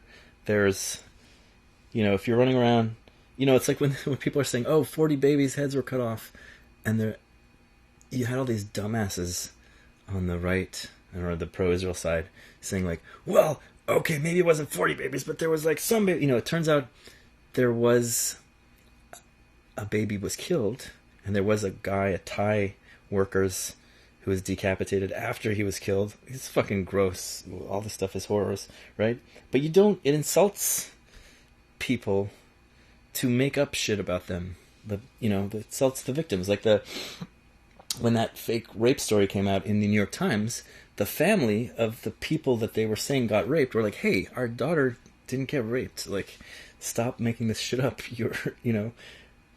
It's so like, okay, 6 million, was it like 5.3, but basically it was 6 million Holocaust victims. You don't say there's 20 million Holocaust Jewish Holocaust victims. You don't say there's 20 billion. You don't make shit up. You say what's true. It's bad enough. One person killed is serious.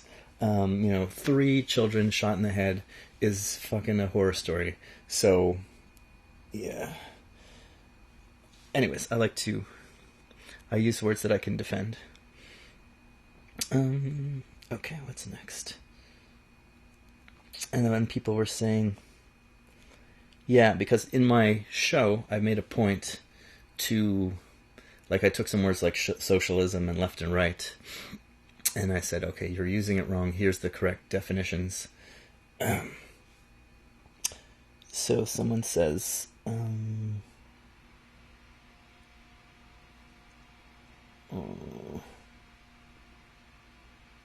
it's accusing me of hypocrisy because I'm... When a regular person hears socialism or communism, they think about Stalin and the Gulag. I see your point from a pragmatic perspective about not using genocide, but isn't this exactly what your entire channel is arguing against on basically every other issue? No. I'm arguing that... So I have episode 4, where I lay out the criteria of how to... Because definitions affect how we see the world, and we need definitions that help us see more clearly, and not confuse us and not muddle, that we can see our enemies and see who our friends are with these definitions, with these shortcut words, left, right, all this stuff like that. So sometimes I think you want to use the word in the way it's popularly understood, and sometimes you want to take back a word and change it, and like for left and right, I want to bring it back to their original definitions of hierarchy and equality. Now, there's a drawback to bringing it back to its original definition, is you have to start arguing with people. Like, no, left means this, right means this. So there's certain conditions where it's worth it to have that argument. Like this new definition of racism, power plus privilege, I don't think that's worth...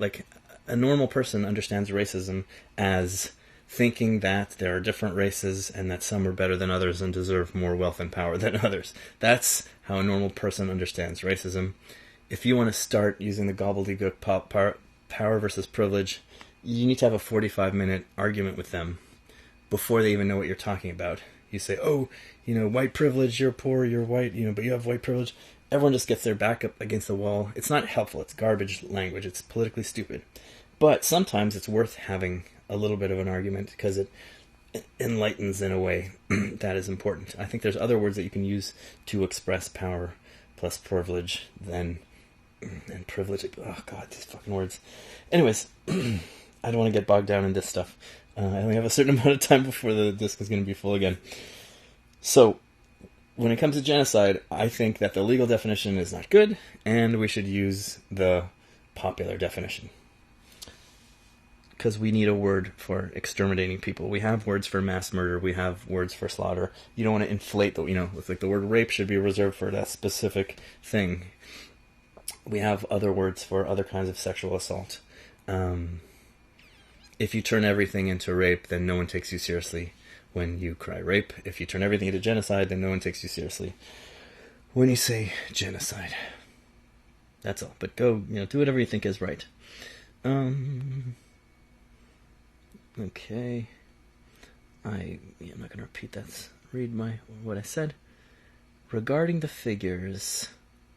Okay, this was the Hannibal directive, which I talked about. Here's somebody just saying a bunch of propaganda. Never mind.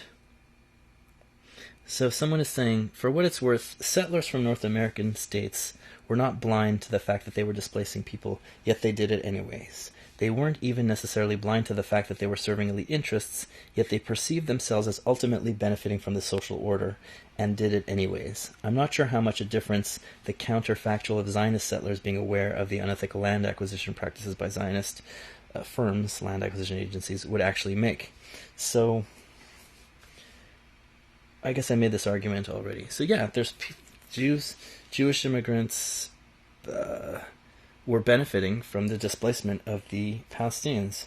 That's for sure.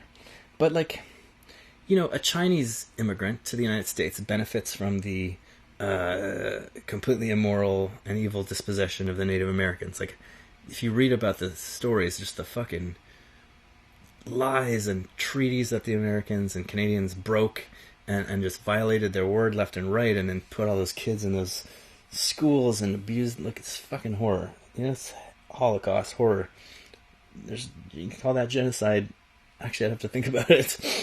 Because 90% of the Native Americans died of diseases because they weren't immune to the diseases that the Europeans had brought up from pastoralism. But anyways, horror story. But does a Chinese immigrant who came, 100 years later, are they evil colonial settler? No. There's the people, everybody has a certain different degree of responsibility. Did you know what you were doing? Did you not? Did you believe stuff? Should you have known, but you were in denial because you didn't want to know? Judge people that way. And I think a lot of and I don't know the degree to the earliest Zionist settlers. No one's done this research. So if you're a young PhD candidate, go read, try to find the diaries and writings and letters of the original Zionist settlers from the 1880s until 1948, and see how many of them understood that the settlements they were living on were from evicted Palestinian Arabs. I mean, not all of them were. Some of them were on, virgin lands, but many of them were from evicted tenants. So find out if they knew. And I suspect a lot of them didn't, and I'm certain that the Holocaust generation didn't know, because my grandparents were the Holocaust generation, and they did not know. They had a completely different story. They thought we bought the land for inflated prices. We did everything morally. And my grandparents weren't stupid. They had life experience. They lived through the Holocaust. They lived through war. They lived through the army. They lived through slavery. And they lived through the immigrant experience here. So, it's funny, I get teary about that. But the story is coherent, and they believed it. Because it reflected their reality in Europe. People who were racist against them for no good reason. Why wouldn't they believe that, right? So I truly believe that 75% of the population at least did not understand how the land was acquired. Somebody's thanking me. I tried to get to know the situation in the Middle East better, yet all I found was propaganda. This is the first source that gives a complete rundown of the history of the region. Thank you, and screw all the other internet sources. So, I don't think this is a complete, my ABC video is not a complete rundown of everything. It's flawed in various ways. But, like I said in my rant last time, I'm really surprised. I thought I wasn't going to do that video. I guess I shouldn't repeat myself. Go watch the 4-hour rant. This is going to be another 4-hour rant. Unfortunately, I wasn't going to do that video. And someone who does activism convinced me that I should do it because in their activist circles, nobody knows anything. And they're just like, colonialism bad. And they understand that there's no room for peace with that. And that people just need to know. Even if Israel is completely the bad guy, you still need to know what happened and how people think. Because we want peace. We want to work things out with people.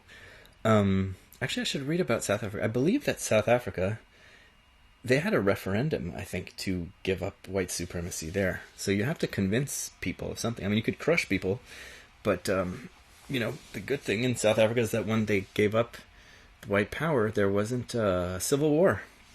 Anyways.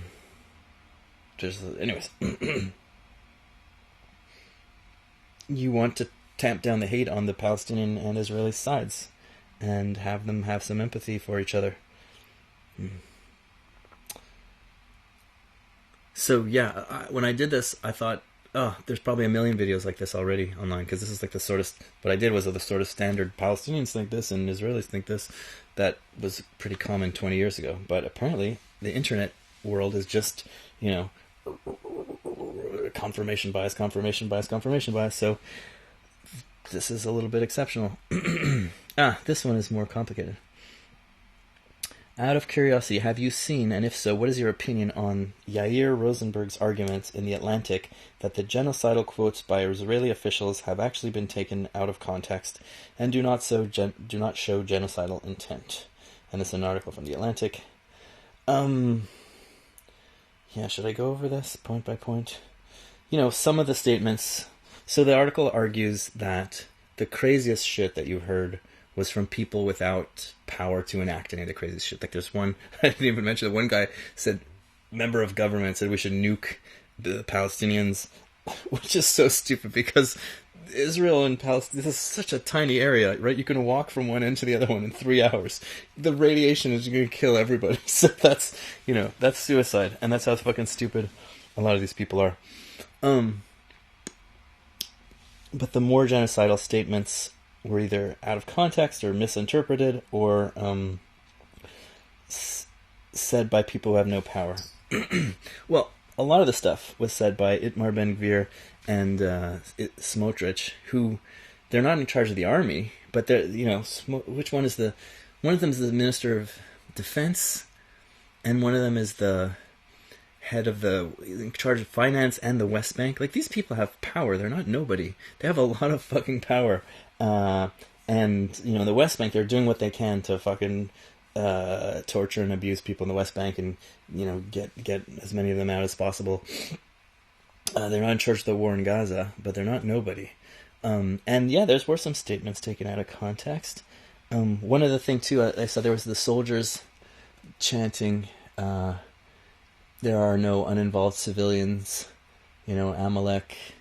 So I had a friend listen to that, who's Israeli, who speaks Hebrew, and that was incorrect. The soldiers were chanting, so it wasn't there are no uninvolved civilians. It sounds just like that, but there's an extra syllable in it, and it meant we are clear in our purpose and our intentions. So it's completely different. Look, there's genocidal feelings for sure, and there's people are shooting kids in the head, and shooting ambulance workers on purpose. Like, there's no that group of it. The Italian guys and food aid workers that was buddies with the Americans. There's a drone following them and chasing them, and they attacked them several times. Like, that was done on purpose. And I guess people are like, well, why would when you listen to the Israeli media, they're like, well, why would they do that? What's the point of that? It's going to look bad. Well, they don't want food coming into Gaza because they know that the food is going to feed Hamas, because Hamas is going to take the food first. People with guns get priority. They're the alphas. So they're just going to starve everybody to starve Hamas. That's why they would do that. And if they can kill some aid workers, that'll scare the other aid workers, because, you want to come help people in a war-torn area, and you're willing to risk your life, but you're not willing to risk your life 100% if you know they're going to target you and kill you. No one's going to come. And that's what I think, my guess is what they want. So some of these do... Anyways, I'm going to go through these. Yoav Gallant, he's the head of the army. Is he he's not the minister. I'm sorry, he's in charge of the army. I forget what his exact official position is. He said, we are fighting human animals. Gaza won't return to what it was before. We will eliminate everything. So this quote was used to show that he, wanted to kill everything. But in reality, Translated from the original Hebrew, what he said is, Gaza will not return to what it was before. There will be no Hamas. We will eliminate it all. So he clearly said eliminate it all was Hamas, not the Gaza Strip. That's probably true. These guys are not stupid. They usually wouldn't say really dumb stuff. Like, there's the president of Israel, Yitzhak Herzog, and the president is just a ceremonial position in Israel. It's like in Canada, the governor general. Anyway, it's complicated. I'm not going to explain how the political system works, but the prime minister is the one with power. A president is like sort of a diplomat, basically a world diplomat. And they give it to, venerable people with important status in Israel. So Yitzhak Herzog, he was in front of a group of people, and he said, there are no uninvolved civilians. They could have, I quoted it in my video, they could have overthrown Hamas if they wanted to. It's not true that these are innocent civilians. And then somebody, so that's fucking bad. He's basically saying that everybody's a fucking Hamas and everybody's a target. Well, okay, there's more context to that speech. Somebody said, and a journalist said, does that mean that, civilians are just valid targets? And he said, no, that's not what I meant. And he spoke what he thought, and then he understood the implications of it, and he backtracked. But that's what he thought, okay? That's what these guys are thinking. But yeah, some of the stuff is out of context. What else? So,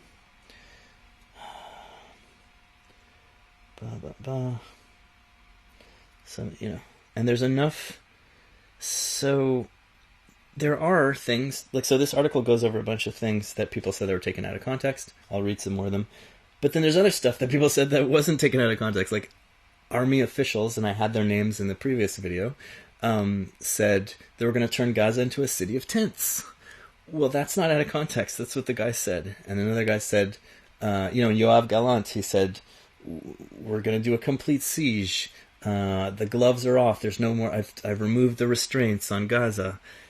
So again, I don't see genocide there, but he's saying that we're just going to go fucking punish the shit out of these people. Okay? It's not genocide. It's evil. It's complete mindless revenge.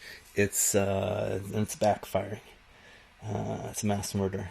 On October 28th, Netanyahu gave a short Hebrew address to the public about the unfolding war against Hamas, in which he cited a verse from the Torah. So I talked about this. Remember what Amalek did to you, he said. We remember and we fight. Netanyahu is a secular Jew, but he's also a student of the Bible, often alluding to it in his public statements. Here is the context of the biblical quote, Deuteronomy 25:17 and 18, which refer to an enemy clan. Remember what Amalek did to you on your journey after you left Egypt, how undeterred by fear of God he surprised you on the march when you were famished and weary and cut down all the stragglers in your rear. And then the Bible enjoins the Israelites to blot out the memory of Amalek. And then they're basically saying that this is a different chapter, completely different chapter of the Bible. Like that, Amalek was the enemies of Israel for, hundreds and hundreds of years. And the story, so I did this in my video, which maybe it's a mistake, but you connected the idea of remember what Amalek did to the part of the Bible, which is a completely different part, which says that you have to go kill every man, woman, and child when it comes to the enemies. I forget what it is. For the enemies in your region, you can let them live, or you let the women and children live or something, but they're slaves. And then the people from the outer regions, you murder all of them, including the women and children. So the accusations are that when he said Amalek, he was talking about the kill every man, woman, and child in Isaiah, the book of Isaiah. But what he actually meant is this other period when you just remember when Amalek did bad things to us. And that's out of context. To make the leap from Netanyahu's citation to genocidal ambition, all of these accounts conflate the biblical story he cites about Amalek with a completely different one in another book of the Bible that takes place hundreds of years later. The verse from Deuteronomy that the Israeli leader quoted, which is explicitly cited in the official translation of his speech, recounts the time of Moses. Netanyahu's critics mistakenly source his words to the book of Samuel, in which King Saul is commanded to wipe out every member of Amalek, down to the children and livestock, the ass. Since ancient times, Amalek has served as Jewish shorthand for a foe that seeks to exterminate the Jewish people. That is true. I got a Jewish education in Jewish school, and that is correct. Yad Vashem, Israel's Holocaust memorial, makes regular reference to remember what Amalek did to you. That is correct. I looked that up. Both in its documentation and its public exhibition, Israel's previous president invoked Amalek when criticizing remarks made by then-President Jair Bolsonaro of Brazil about the Nazi genocide. The Hague's own Holocaust memorial, is the Hague where the International Court of Justice is, where the genocide trial is happening, is called the Amalek Monument. The collapsing of the traditional Jewish concept into its worst possible interpretation echoes similar misrepresentations of Muslim terminology, such as jihad. And the person saying this is a scholar of genocide, a reputable scholar of genocide. So he's, saying that a lot of the stuff Israel is doing is bad, but this stuff isn't true. So, okay, fine. Sure. Here's what Netanyahu said. With deep faith in the justice of our cause and in the eternity of Israel, we will realize the prophecy of Isaiah 16:18. Reading this, by the way, makes me feel like I'm reading the Passover Seder stuff, which I'm going to do next week. Violence shall no more be heard in your land, desolation nor destruction within your borders, but you shall call your walls salvation and your gates paradise. Anyone familiar with the original Hebrew verse understands that Netanyahu here was not making a messianic pronouncement, but rather a play on words. In one of history's great ironies, Hamas is the biblical word for violence, which is why Israelis typically pronounce it with the guttural ch, following the modern pronunciation of the biblical word, to the frustration and amusement of Arabic speakers who correctly pronounce it with the group's name with a soft H. Oh, I don't know which is which, Hamas and Hamas or Hamas. One means violence in Hebrew, the other means Hamas, or Hamas. Should have looked that up before reading this. So, okay, fine. Probably, when he read that, it wasn't a call for wiping out every man, woman, and child. It probably was this traditional invocation of the enemy. But, you can make the other argument too. But, again, different army officials said it's going to turn into a city of tents. We're rolling out Nakba 2.0. Somebody with authority. I've released all restraints, is what the head of the army said. And then Netanyahu was caught twice trying to figure out plans to deport all the Palestinians to Egypt and Congo, etc. So, yeah. Things were taken, and you'll always find this.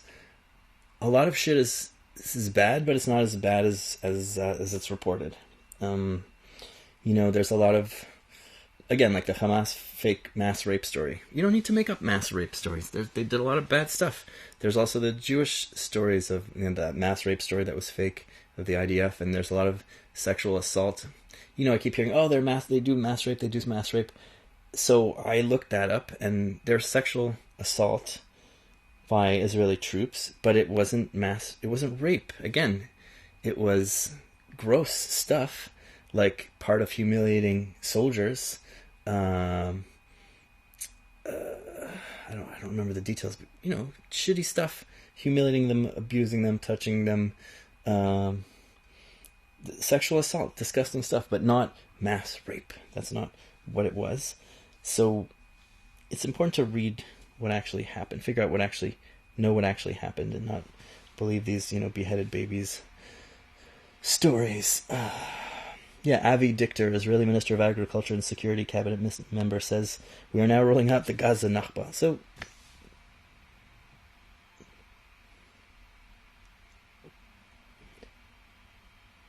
and the other deputy head of civil administration, says in an interview from Gaza that whoever returns there, if they return hereafter, will find scorched earth, no houses, no agriculture, no nothing. They have no future. So, it's not genocide, but they're planning to destroy the fuck out of the place, and it's evil and bad enough, even with those corrections. So that's my answer to your question. And that's a Patreon supporter. Thank you. Someone wrote, I don't agree that Palestinians, citizens of Israel, have equal rights. There is systematic legal discrimination between Jewish and non-Jewish Israeli citizens. Yuri Davis's work have focused on this. overall, I think the video is very generous towards Israel, more generous than I'm feeling these days. Okay. Yeah, I think I talked about it yesterday in my rant, so I'm not going to go over it again. But I mean, the guy goes over all these things, and most of the laws that apply discriminatorily are about stuff like if you've left. It applies to basically the Palestinians who are in the territory. So yeah, there's a complete discrimination there. The people who live in Israel itself basically have equality before the law. I should have done the research on this before answering this. What did I write to this guy? But like the big one is they can't buy. It's really hard to buy land. And this is not the law. This is the fact that the JNF controls most of the land, which is a non-officially government organization. So yeah, it's discrimination. And I would call it quasi-legal discrimination. Yes. Yeah, I don't need to sort of argue this. There is serious discrimination against the Arab population in interpersonal ways, in hiring, but also official state policy. You know, like if you need to expand your neighborhood, they won't give you permits to do it. If you need to, yeah, there's the Arab towns falling apart, you know, Arab neighborhoods. Basically, the best place to be an Arab Israeli and to get the most equal rights is to be in a Jewish area. So, the present absentees. Okay, let's just read what this guy says. Adala keeps a list of discriminatory laws here. Okay. Especially the older ones that were passed between 1948 and 1960 and concern really basic things like citizenship, land, and property. The citizenship law.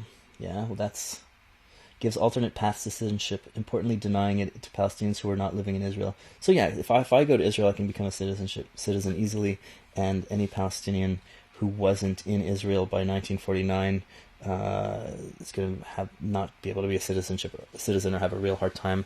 Jerusalemites have a path to citizenship, but they find all kinds of excuses to get rid of. He didn't say that. I'm remembering this. They find all kinds of excuses not to give it to them. Land laws in the 1960s make certain that lands, is what I was talking about, 93% of the land is inalienable and assigns land policy to a council guaranteed to be controlled by the JNF, Jewish National Fund, an organization that holds land exclusively for the benefit of Jews. The absentee property law, 1950, is not expressly defined in racial terms, but is defined in a way guaranteed to apply to Palestinians only. It confiscates the property of Palestinians who left areas controlled by Israel in the 1948 war. Yeah, but again, this all applies to people who left in 1948. Yeah, they stole all their stuff. But we're talking about the citizens of Israel.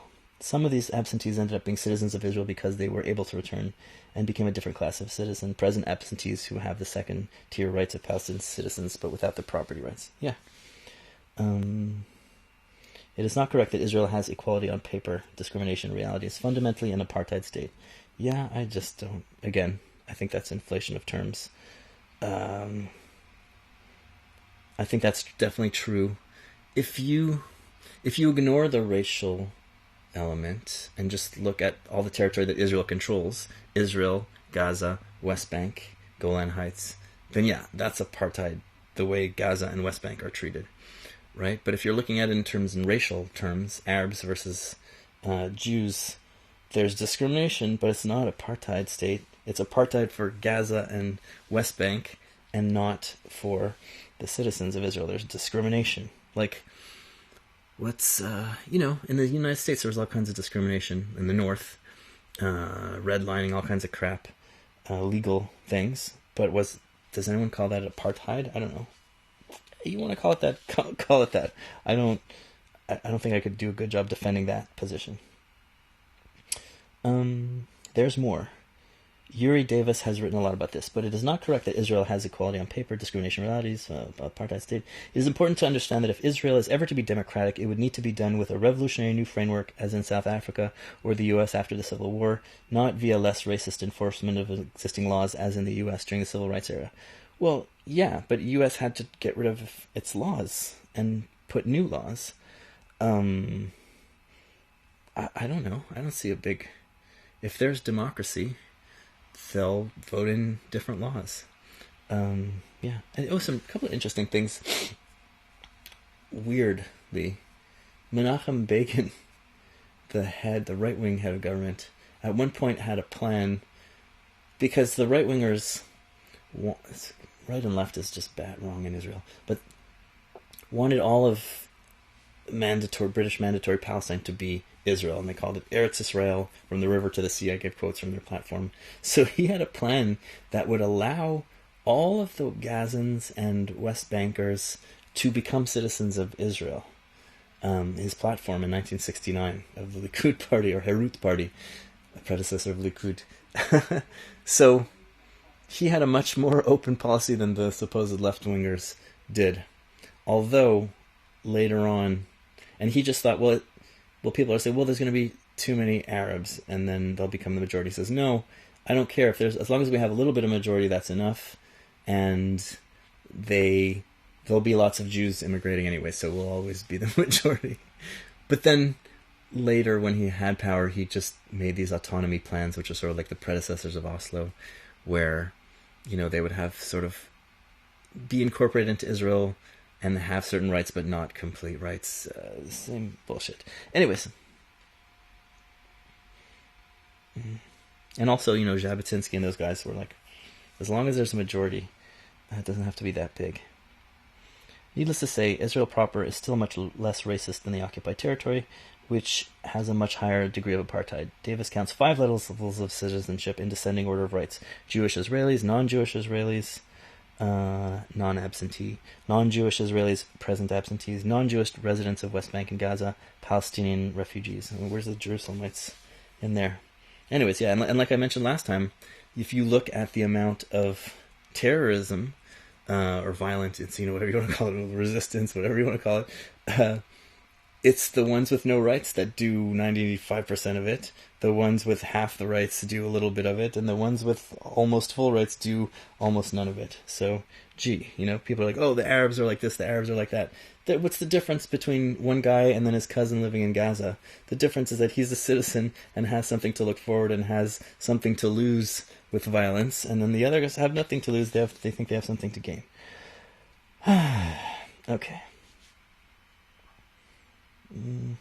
I wrote back, those laws are accurate, except most of the discriminatory laws you listed apply to non-citizens, people who fled or were chased out, non-citizen Jerusalem residents, etc. So it doesn't really apply to your statement. The discriminatory rules that do apply to actual citizens are the present absentees and the JNF-controlled land alienation rules. I should have mentioned that in the episode. Maybe I'll mention in the Q&A, which I'm doing right now. Also, there's the special status accorded to Jews in the nation-state law, which is more symbolic than anything. That's really interesting. The nation-state law, like fucking garbage. So the Zionists from the beginning were very, very... they just wanted a Jewish state and Jewish majority, but they were very, very intent on making sure that the Arabs had national rights and that they were recognized as equal nationals. Jabotinsky in particular was very much wanted a liberal democratic state that's not racially defined, right? He's like, no, this has to be like any other liberal state, like France, England. It can't be an ethnic state. That's Jabotinsky. Except, we need a Jewish majority to make sure that the Jews have that nation status and that protected status. But, he didn't want... He was against democracy, they and the Zionists in general, because at one point they were talking about having a democratic council in Palestine, and the Zionists were against it because they weren't the majority yet. So, take all these things with a grain of salt. But he would have been horrified by the whole nation-state law thing, because it made the idea that there would be some kind of legal discrimination. And the nation-state law makes Israel officially a Jewish state. Jews have it's a Jewish identified state with Jewish status, and Arabic has a special status, the Arabic language and the Arabic culture, instead of being one of the official languages of Israel. I don't think it changes that much in terms of the practical reality and laws in Israel. It's just brute thuggishness. It's just this dumbass nationalist shit that even the right-wingers of the Zionist movement would have barfed, the early Zionist movement, if they had seen this kind of thing. And actually, to protest against the nation-state law, people who are like traditional Zionist right-wingers were bringing up Jabotinsky's writings on this. Anyways, if Gaza was under Egyptian administration and the West Bank under administration of Jordan from 1948 to 1967, how has Israel done an occupation for 75 years?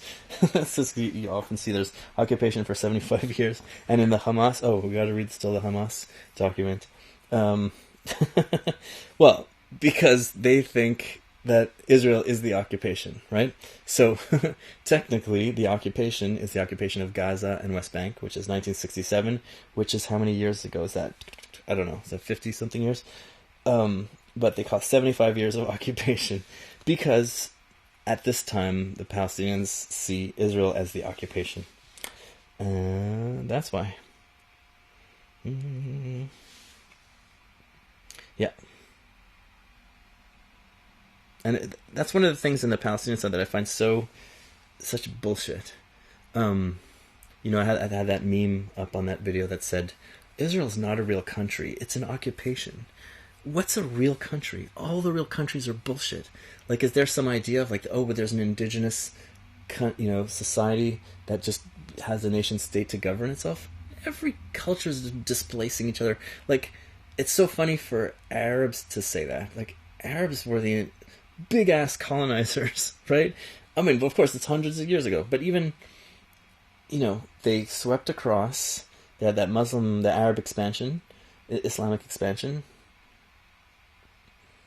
and they colonized everything and imposed their religion and imposed Arab, like, in the Maghreb countries, North Africa, Morocco, Algeria, Tunisia, Libya, doesn't really count, Libya, sort of, 40, 50, 30% of the population is Berbers or Amazigh, not Arab. So many people didn't even speak Arabic, live in villages that didn't speak Arabic until like 20, 30 years ago, 50 years ago. But they're counted in all the censuses as just Arab. So, by the logic of Israel's not a real country, Palestine, however, that's a real country, then Israel is a real country because who displaced, the Romans displaced the Jews, who displaced the Romans, whatever, the Arabs displaced somebody at some point. It's bullshit. It's all bullshit. It's land. Everyone who uses land should be the master of the land. It was wrong for the Zionists to displace anybody. That was evil. That was wrong. Whether you're displacing them with legal chicanery and evictions, or whether you're displacing them by force in 1948 and 1967. But it's not our land. That's why they're like, the Israelis have to go back. They have to go back to Europe. Like, it's our land. What the fuck, you? It's not anybody's land.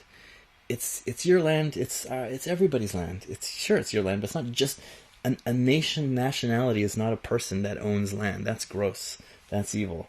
That's how the Zionists think, and that's why you're in the occupied territories and why you're expelled from your lands. That same mentality. So I am against that mentality, no matter what side of the fence you're on. And that's, I think, something when you look back at the history that I talked about with the land acquisition agencies and the Arab elites exploiting the shit out of the Arab population, it sort of breaks the spell of this is our land. Like if the Arab nationalists had it their way, they would be the ones exploiting the shit out of they could make all the Israelis just vanish or make Zionism stop. In 1915, there would just be these elite Arab families exploiting the shit out of the peasants and urbanizing them. And yeah, like I said last time, we talked a lot about the peasants, and they were not interested in...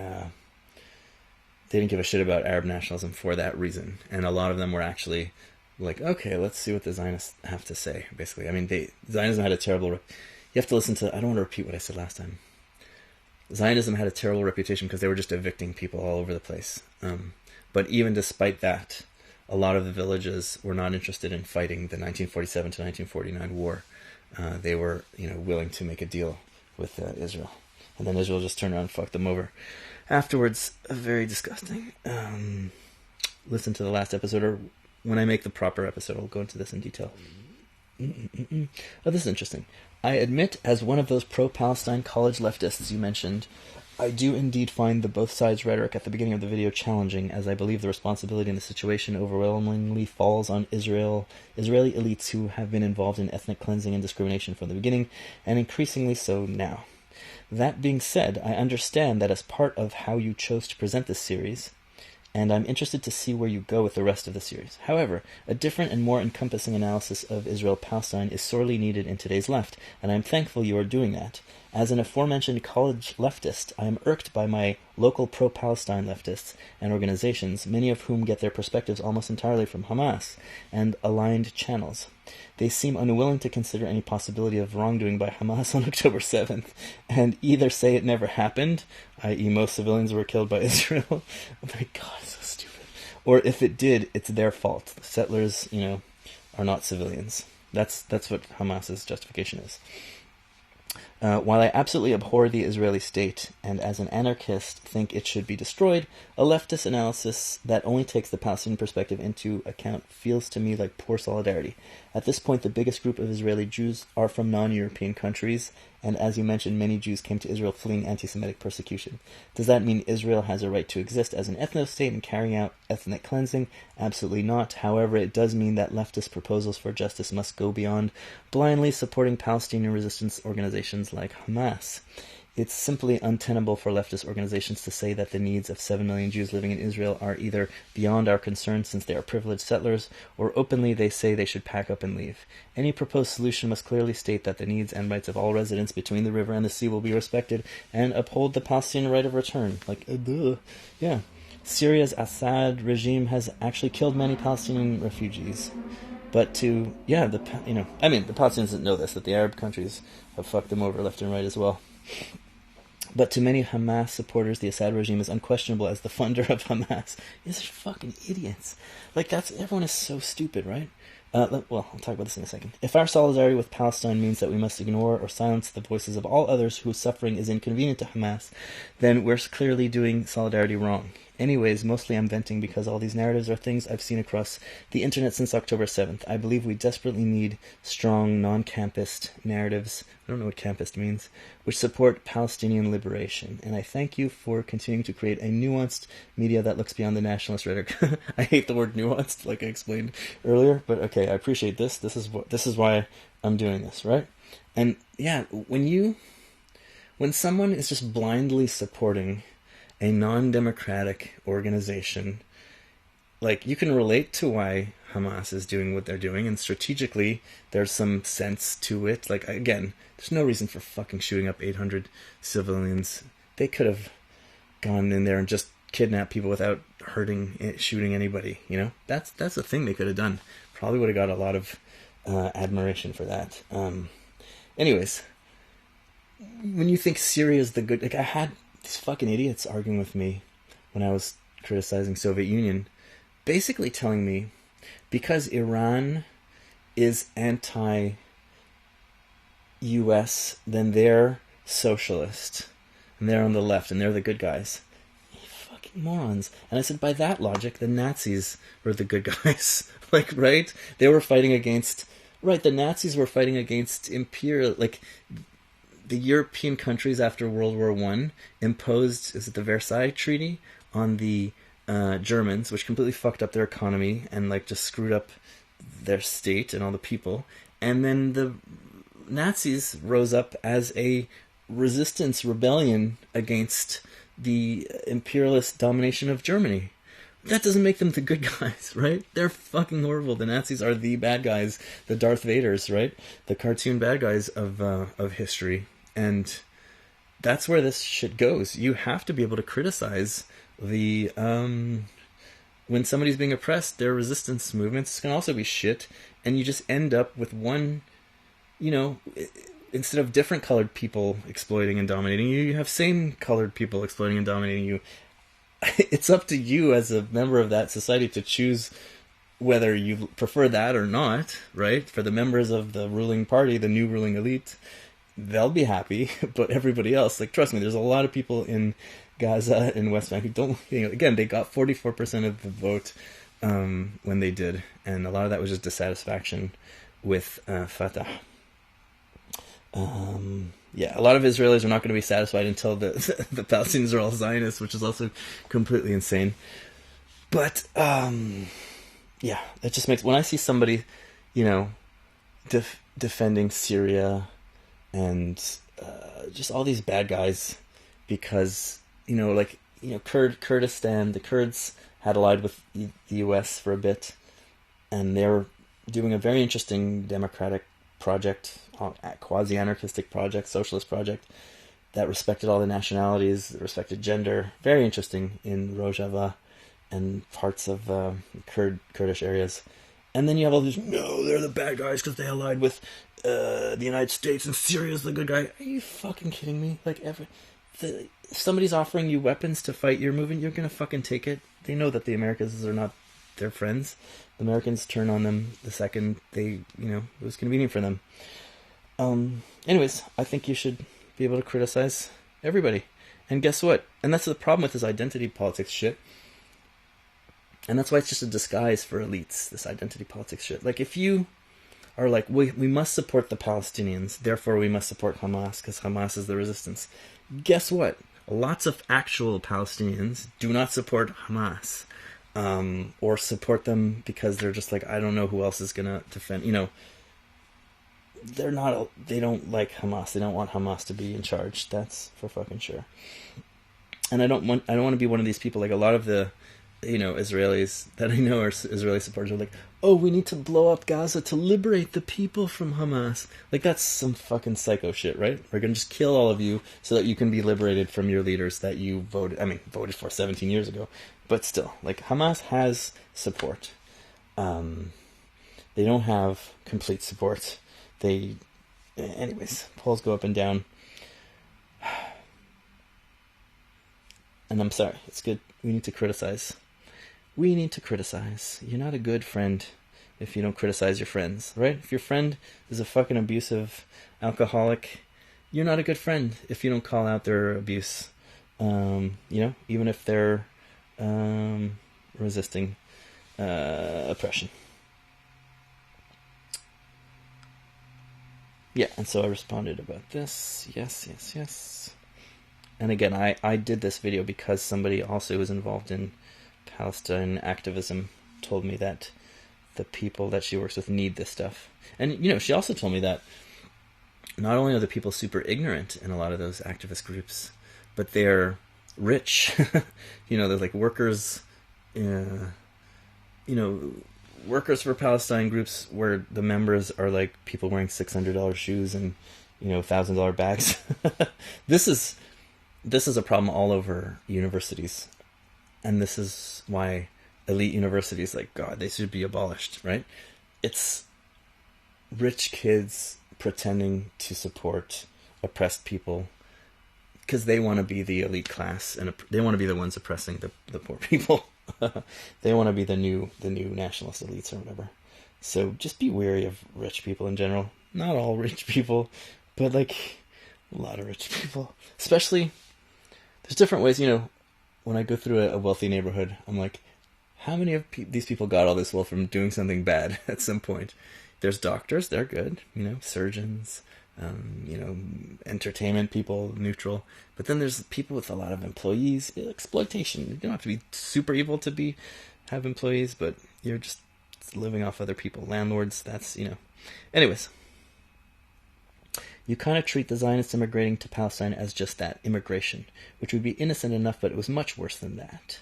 A very essential part of the conflict is that the Zionists from the very start planned to invade Palestine and colonize it against the will of the Arab society that had lived there continuously for almost 2,000 years. Okay, let me just see. Did I answer this already?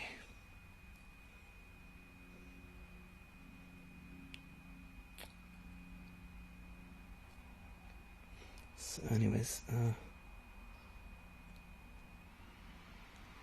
let me just read this. I don't know. I'll respond or not. Theodor Herzl tried to recruit the German Kaiser to help colonize it and bribe the Ottoman Sultan in person in exchange for a colonial charter, the draft of which makes clear they were going to set up their own government and law enforcement. When that fell apart, they lobbied Britain to help colonize the land, appealing to Christian Zionist sentiment, and succeeded in having prominent Jewish Zionists guarantee British support for taking over Palestine. Yeah, and then led to a program of massive over-migration where the existing Arab society saw their land being flooded by a group of people who fully expected to start a country there.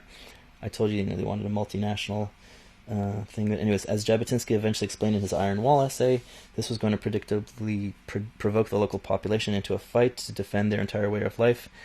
This would have played out the same almost anywhere in the Arab world. In this light, Arab nationalism seemed more a matter of survival in the face of European colonialism.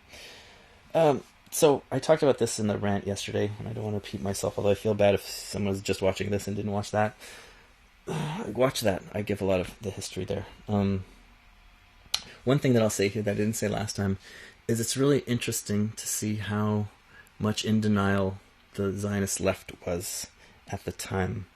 They kept saying, like, way too late, like, oh, it's okay, the Arabs will accept us, we can make peace with the Arabs, they're going to accept us, when clearly they were not accepting them, clearly they're not making peace. And Jabotinsky was like, no, we have to do this Iron Wall thing. And the Iron Wall is basically, they're going to resist what we're doing, they don't want to be a minority in our Jewish majority state, no one wants to be in a minority, so we have to just, they'll attack us, we'll fight them, we'll crush them, we'll win.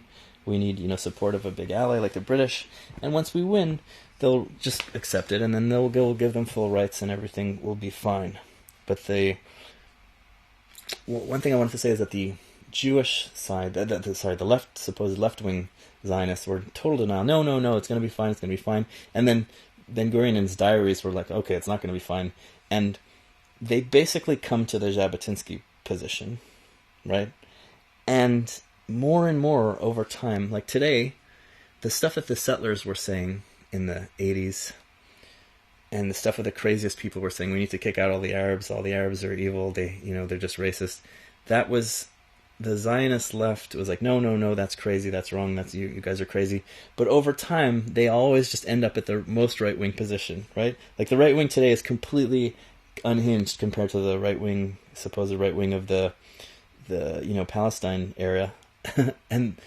But the left moved to the old right-wing position, and then now has moved basically to the new right-wing position. There's not that much, the liberal Israelis don't like Ben-Gvir and Smotrich. They think they're crazy, but they don't think they're that wrong, right? They think so, they're like, we want peace. Whereas, Smotrich and Ben-Gvir are just like, oh, peace, these are animals, we need to crush them. Whereas the liberal left are like, well, we want peace, but they're animals, and we need to crush them. So, anyways. I explained last time that there was definitely a colonialist aspect, especially Herzl, but there was completely different visions of Zionism, but they just lost out in the various debates that were going on, especially the Arab Zionists, as they called themselves, the Sfardis, and Ottoman subjects. Anyways, watch the last rant episode. All those people of the Palestinians of all classes face one single contradiction that leads their condition as colonial subjects. This is why, for class struggle to happen in Palestine, there must be support for their national liberation. The national and ethnic border of Palestine must be shaken, and the Palestinians must be given back their rights in their homeland. That's why we must support a liberation movement, no matter how reactionary it gets. How can there be class struggle in Gaza when Hamas and civilians are mostly the descendants of the dispossessed refugees who lived under another people? So I wrote back, when you say support a liberation movement no matter how reactionary it gets, think of Europe after World War I. Germany lost, and after the Versailles Treaty, its economy was basically enslaved to the economies of the winners. The Nazis were elected to power in order to throw off the chains of the imperialist countries crushing it. Would you have supported the Nazis at the time? People have the right to resist, including violence, but when you support the right wing, including Marxist-Leninists who are disguised as left-wing, you are supporting a movement that will throw out the different colored skin colonial power and replace it with a new, same-skin colonial power, calling itself national liberation power. The solution is teach people the history, and then let them make up their own mind for what they want to support on either side.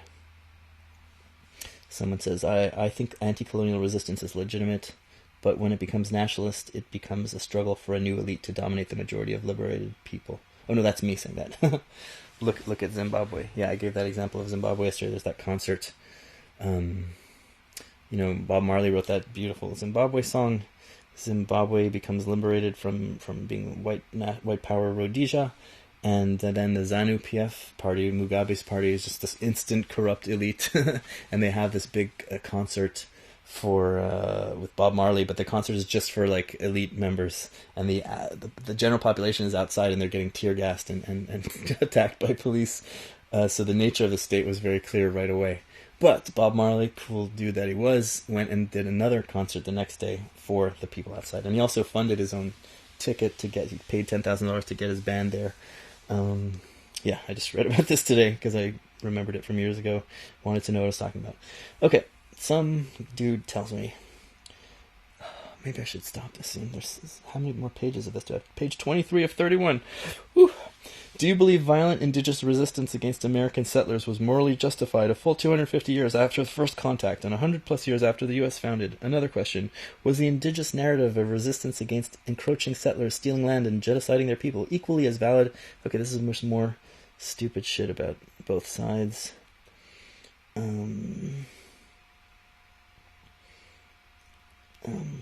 Okay, so I was just talking about the difference, like I've been talking for this last couple hours about people who knew what was going on, who didn't know, immigrants who came later, benefited from stuff but did not know, didn't participate in it, don't punish the child for the sins of the father. You keep saying they don't know. They do know. The kids and grandkids of European settlers knew in the 1850s, and Israelis know now.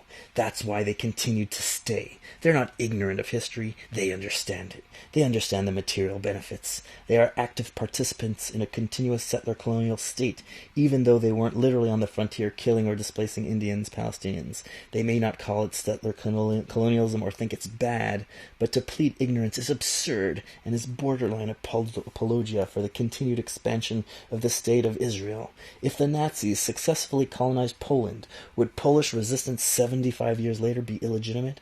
If Russia colonized... Okay, enough of these. If China colonizes blah blah blah. Colonization is no longer a climb, to you, but only bad in its initial phases. After that, have at it. Okay. So what I wrote back was, so what I get from this is that you've clearly never met one single Israeli in your life, and you've probably never met a Jew in your life either. They do not fucking know. Generations of people did not know. My grandparents did not know. Everybody that I know does not know. Go watch videos of former, anti-Zionists like Miko Peled or Ofer Kasif, Jews they grew up with Israeli propaganda, had no clue about the actual history until they learned it later on their own through various experiences, and then they became anti-Zionist activists. I wrote, you are the exact sort of ignoramus who needs to be watching this video, yet your ignorance is loaded with arrogance and serious moral retardation. So it might as well be a donkey who is watching this video. Now, donkey is a very Middle Eastern insult. It means very stubborn and stupid. I always call people donkeys and they don't know where I'm coming from. If you think it's legitimate to go and kill the grandchildren of Nazis or of whoever else whose grandparents did something bad, then I'm sorry, you're a fucking moron who might as well be a Nazi yourself or a chimpanzee. Ooga ooga, kill the other tribe, ooga ooga. If your grandfather did a crime, do you deserve to die for it? What kind of fucking idiocy is that? And colonialism is bad as long as it's going on as long as people are being dispossessed and killed. You can't blame people for what their parents or grandparents did. Everyone who's alive deserves to live in equality and freedom.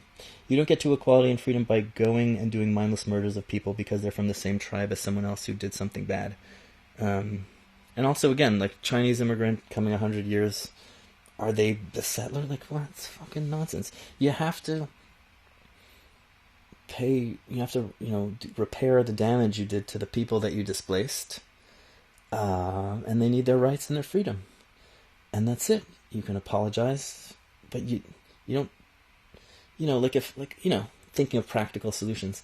If somebody's house is, because Palestinians are always holding their keys, saying this is the key to my, my grandparents' house and my great-grandparents' house now.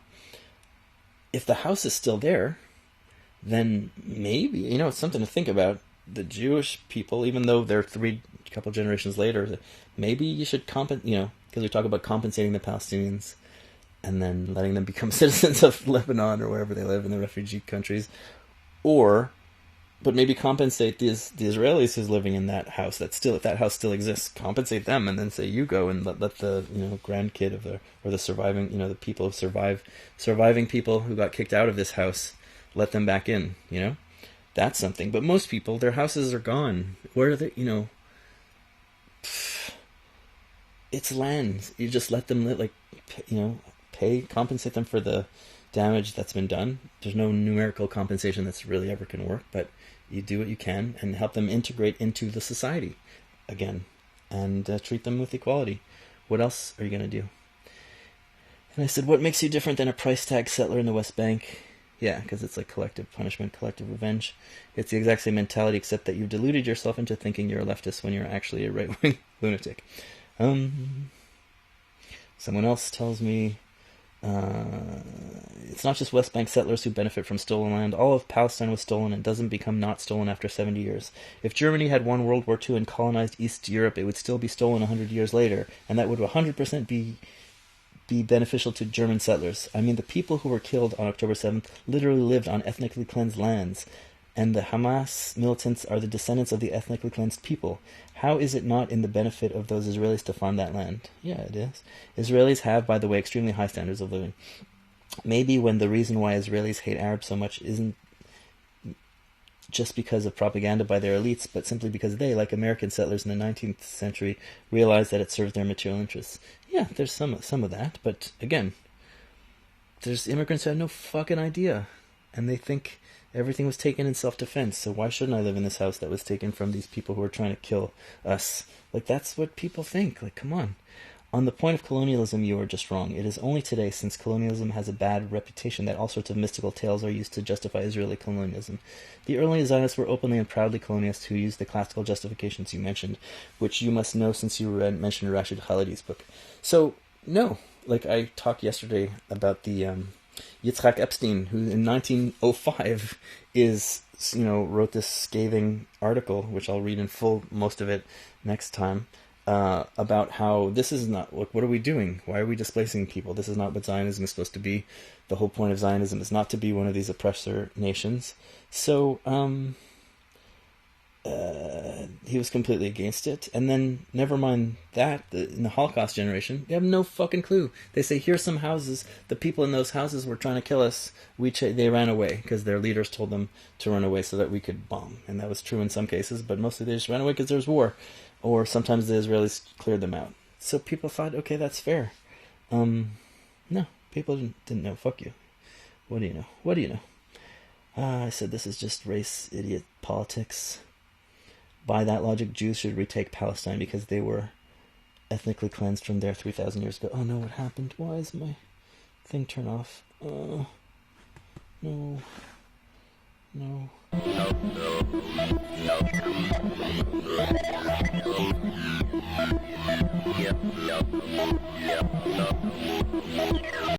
Okay, I don't know what happened. It says your battery's very low, but my battery's full and it's attached to power.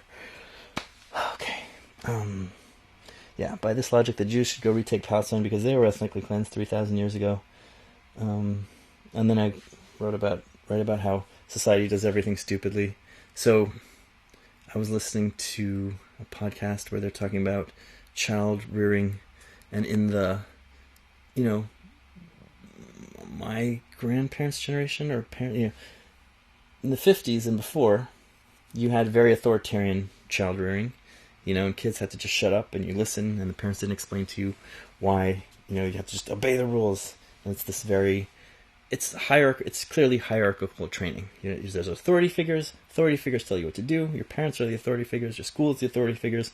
Government's the authority, and you just shut up and they tell you what to do and you just listen. And you like it. And you're not supposed to question. You get punished if you're questioning. Questioning is inherently evil. Blah, blah, blah. And that's authoritarian child rearing. Then there's super child-led child rearing where oh, are you okay? Is everything you let a 3-year-old run the house, and that's super ultra permissive child rearing. I was in a park with someone with her friends with her kids, and I forget, she says no to one of her kids because her kid's doing something stupid, gonna jump off the swing and die, and then the other mom is like, you said no to your kid? The mom was confused, shocked. you said no to your kid? She was like a bit judgmental, but also just surprised. Like, what the fuck? What do you mean? Of course you have to say no. So this person being interviewed was talking about how there's this super authoritarian, and now everything is like ultra permissive. And actually, permissiveness is the way of the egalitarian hunter-gatherers. But they lived in a different context where that's more functional than it is in the urban environment. But anyhow, and that kids who grow up in those kinds of parenting situations are fucked up.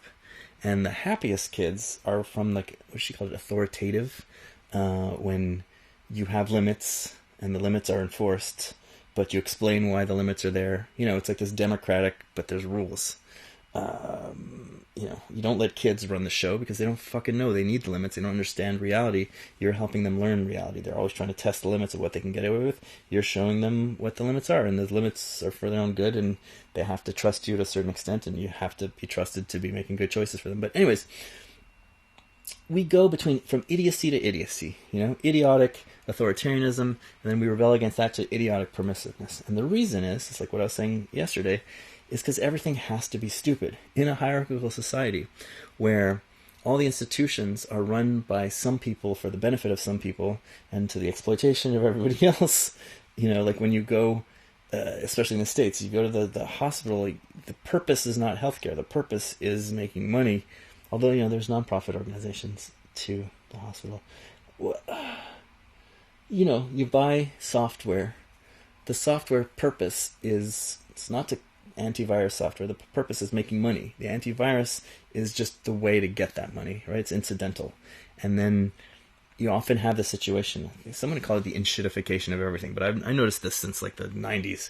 You have a company comes out with some cool new software. It's brilliant. And I remember I used to work with my father fixing computers and stuff. So some new antivirus company would come out, have a great antivirus system, and it was free or cheap.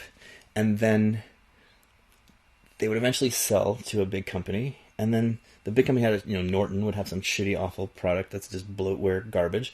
And then the new company that they bought would just turn into the same bloatware garbage.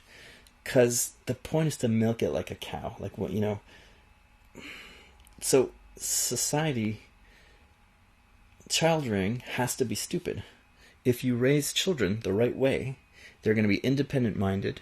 They're going to be functional, they're going to be happy, or they're going to be unhappy when situations are shitty, and they will not, instead of just be passive and depressed and masochistic and all these dumb, bad reactions, internalize their misery or just externalize, you know, go beat up the dog, go be racist against somebody, or just be depressed and like they torture yourself and cut yourself.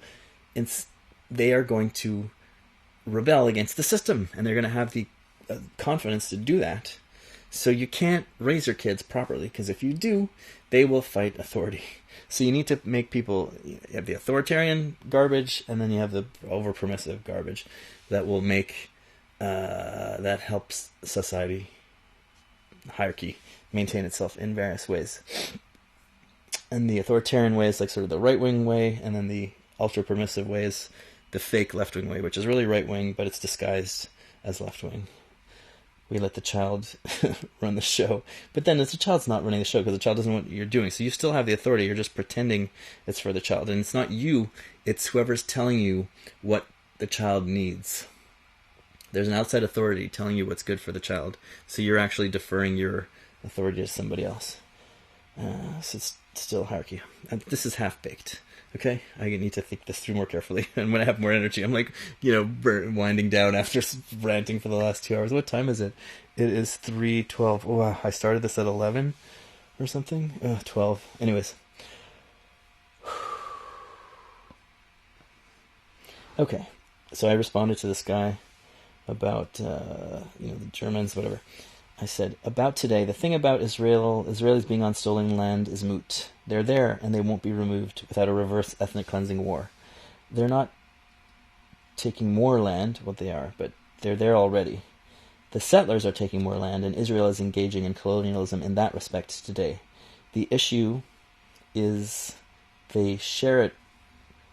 they share it with the Palestinians in a single democratic state, or have economic integration versus two states, or some, you know, federation, or a continuation of the status quo, or some kind of apartheid or ethnic cleansing, etc. There's various proposals out there, and a lot of them are these apartheid. Like, they literally ask Israelis, like, "Are you in favor of an apartheid state?" Which is basically the Menachem Begin plan, and like, we incorporate all those territories into Israel, and we give rights. We kind of make them all like Jerusalemites. Like, we give rights to the West Bank people and the Gaza people, but they're not citizens. They can't vote. That's an apartheid state, and that's I forget this.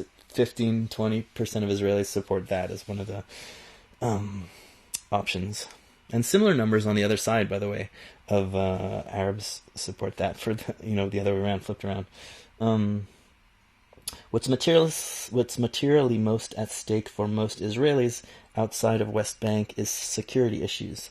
If we have peace, will there be civil war? If we don't have peace, how many more October 7ths will happen, etc.? You can argue that there are some material interests at stake, like the water aquifers, which is real, but not many people are aware of that. They probably are in Israel. If you have a one-state solution, you'll be integrating a poor population into a richer one, so there's a material interest there, and that's real. Like, people, do you want to integrate Mexico into the U.S.? People will say no because of their material interests, and because you want ultimately no states. States are garbage, but you also need to equalize wealth for that to work well, which is true anywhere. Like, it's hard to know what the solution is with Israel and Palestine. A no-state solution really is the solution, right? But do you have two states until everyone can learn to live together and then have a state? And again, that thing about all the Arab states being ethno-states is real, and then Israel, Anyways, I'll talk about it another time. If you have one state solution, you'll be integrating a poor population into a richer one, so there's a material interest there, but I think it's very far back on people's mind in Israel in terms of thinking about peace and justice, though it would be more of an issue if a one-state democracy were being negotiated. Normally people are thinking in terms of two-state solution versus status quo, which is what most Israelis are thinking about. About colonialism there versus now. Yes, I read Khalidi's book, and I have known about the ideologies of early Zionism way before that. First thing is that they were... Okay, no, this is nothing interesting. I said this stuff already. Yitzhak Epstein.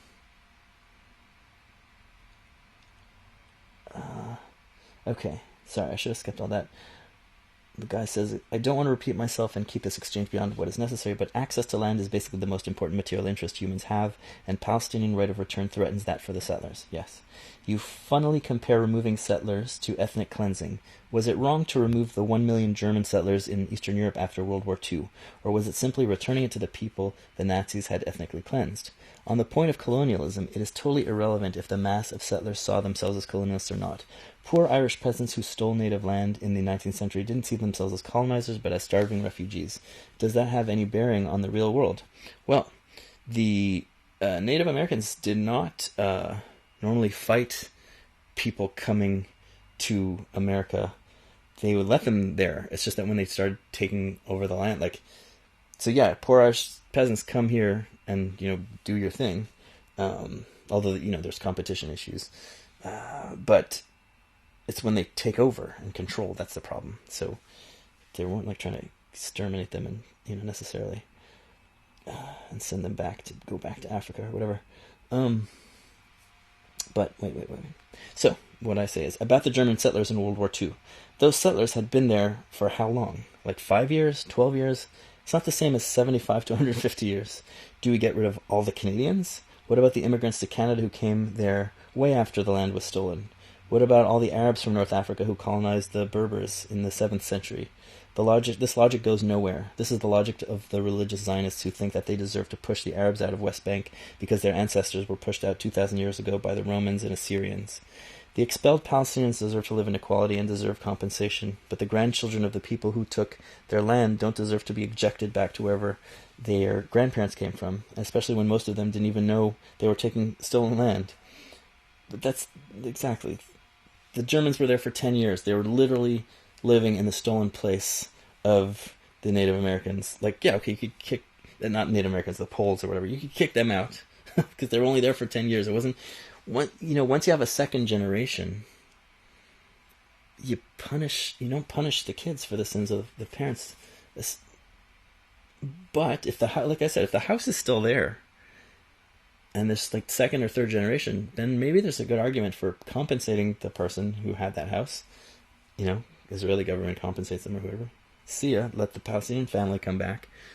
That might be fair. That's something to, you know, discuss if there's ever any kind of peace that happens. There's a giant moral difference between the person who knowingly does something and the person who unknowingly does something based on false information, or the person who benefits from somebody who did something and then is told false information about that. This is why legal systems require knowing what you're doing for you to be criminally responsible. And that's right, it's called mens rea. You're not responsible for things. I mean, sometimes you are to some extent, but you're generally not criminally responsible for things you did not know or could not know, even if you did something terrible by accident. Anyways, first we cover these stories. Then next time we go to see what's true or not in the stories.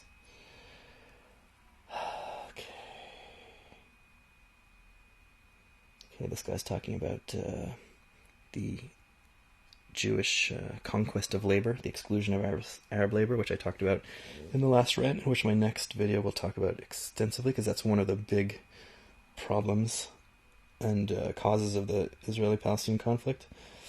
You want to read something in between, you can read this.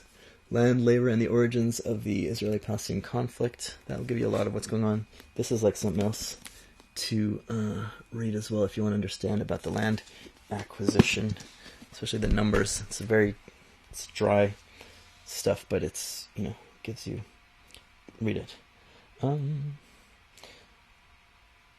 Okay, I think I answered most of these things, and I think we're done. Okay. Sorry, I'm figuring out how to do question and answers. I think I learned some stuff here that will help me organize the next one. Now, you guys let me know if you like me doing like crazy rambling and mixed up with question and answer, or would you rather like just separate crazy rambling from question and answer in different episodes, or do you want no crazy rambling and just do question and answer? Should I read the questions and answers, or just like, you know, answer them off the top of my head? Let me know what you think. Is it a good time to ask for money? What I'm trying to do is also go lobby your government representative to stop the massacre in Gaza. If you're in a country that gives weapons to Israel, ask them to stop. I know Israelis, you're so angry and vengeful, but like I pointed out, you don't need to kill anybody to have your safety back. You have your humiliation. Well, if the humiliation is caused by the government that just left the door open for Hamas to do what it did. Everybody knows that Hamas wants to come in and do stuff like that. Oh, I wanted to read the Hamas. Should we do that? Do we have time? I'm tired. Where's that? Here it is. Oh, how do I don't know how to use this. You can see my energy going down. So yeah, and should I limit these things to like an hour? I don't know how to do this. So, the the Hamas document is called Our Narrative, Operation Al-Aqsa Flood. Al-Aqsa is the mosque in Jerusalem, and so they, you know, claim that their massacre on October 7th is a response. Oh god, I don't remember. I should have reread this before. Oh, so anyways, let's just read their thing. Why Operation Al-Aqsa Flood? The battle of the Palestinian people against... Oh, and one thing that's interesting about this document is that it has a lot of English mistakes in it. It's well written, but it's clearly not an English speaker who wrote it. It's clearly somebody, you know, who's definitely not their first language. So, I don't know, it's just interesting. It says something about Hamas that they can't get a native English speaker to write this. Anyways, the battle of the Palestinian people against occupation and colonialism did not start on October 7th, but started 105 years ago, so that's 1917, including 30 years of British colonialism and 75 years of Zionist occupation. So that's the claim. The Zionist occupation is Israel itself, right? According to Hamas and a lot of people. 105 years ago is 1917. Now that's completely incorrect, and it's weird. Why did they choose that? 1917 is the year that the British, actually together sort of with the French, but the British were the ones really in charge, took control after the fall of the Ottoman Empire of Palestine, and sort of like made, actually first it was Palestine and Jordan were like one unit. But Zionism, people were immigrating to Palestine for Zionist colonization, settlement, immigration since 1881 and actually 1878. There were some local Jews who established the first Zionist settlement, local Zionists, Palestinian Jews. And from 1881 to 1917, how many years is that? 40 years almost? So that's interesting that they only see 1917 as the start. And like I was saying last time, I suspect it might be because if you go earlier and you talk about all the mass evictions and stuff, you are exposing the ugly side of the Arab elite and Arab nationalists. But I'm not sure. It's just a very ignorant thing to say that it starts in 1917. Israelis do that all the time too. Like, it's really dumb. You read a lot of these histories of the Israel-Palestine conflict, and they're starting it at 1948, 1917. Like, no, I'm talking about the Balfour Declaration, when the British gave their official sanction to the idea of establishing a Jewish homeland. It was called the National Home. And again, like I said, the National Home was supposed to be a multinational federation of, at this point they were guessing in the British Empire. But, yeah, why are you ignoring the first 30 years? And if you want to understand, starting in 1940, all this idiocy, if you want to understand how this started, you want to look at what were the interactions between Jews and Arabs from the time the Jews started immigrating, because the Jewish version is that the Arabs hated them from the beginning out of racism and discrimination. It's not racism, it's religious intolerance or whatever. So that's fishy, starting at 1917. The people in Gaza in 2018 also initiated the Great March of Return. I'm skipping. Return demonstrations to peacefully protest the Israeli blockade, their misery, humanitarian conditions, and to demand their right to return. However, the Israeli occupation forces responded to these protests with brutal force, by which 360 Palestinians were killed and 19,000 others were injured, including over 5,000 children in a matter of a few months.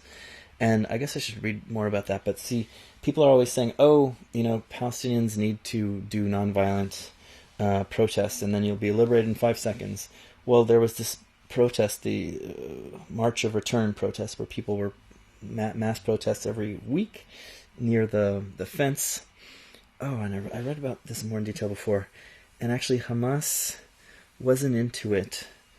They sort of jumped on the bandwagon afterwards. And in the end, there was snipers shooting people, people in the legs, and so many people became paraplegic and amputees because of this. So the Palestinians will say, we tried nonviolent protest, and they just shot us and killed us, and the media didn't pay any attention to this. I actually don't know exactly what's 100% true. The Israelis will say, Hamas kept ordering the protesters to charge at the fence and charge, towards the border, and so the Israelis had to shoot them to repel them. They're charging at the border. Is that really dangerous? I don't know. Doesn't sound like a good excuse, but either way, they were killing so the Israelis think that the Hamas was taking this supposedly non-violent protests, which was actually violent protest, and that's why they were forced to defend themselves. It's like that flower massacre thing. Oh, we had to shoot because they were charging at us. That turned out to be fake. The Israelis did just shoot people trying to get food. So, anyways, that's an important thing that people always talk about. And they said, No one paid attention to the Palestinian suffering over the years, but provided cover for Israeli aggression, the U.S. They only lamented the Israeli soldiers who were killed on October 7th, even without seeking the truth of what happened, and wrongfully walked behind the Israeli narrative in condemning an alleged targeting of civilians. So here, they're basically saying that they only killed soldiers. Now, again, that's not, 800 civilians and about 200 soldiers. Is that the right numbers? So 1,150 people. How does that add up? 400 soldiers?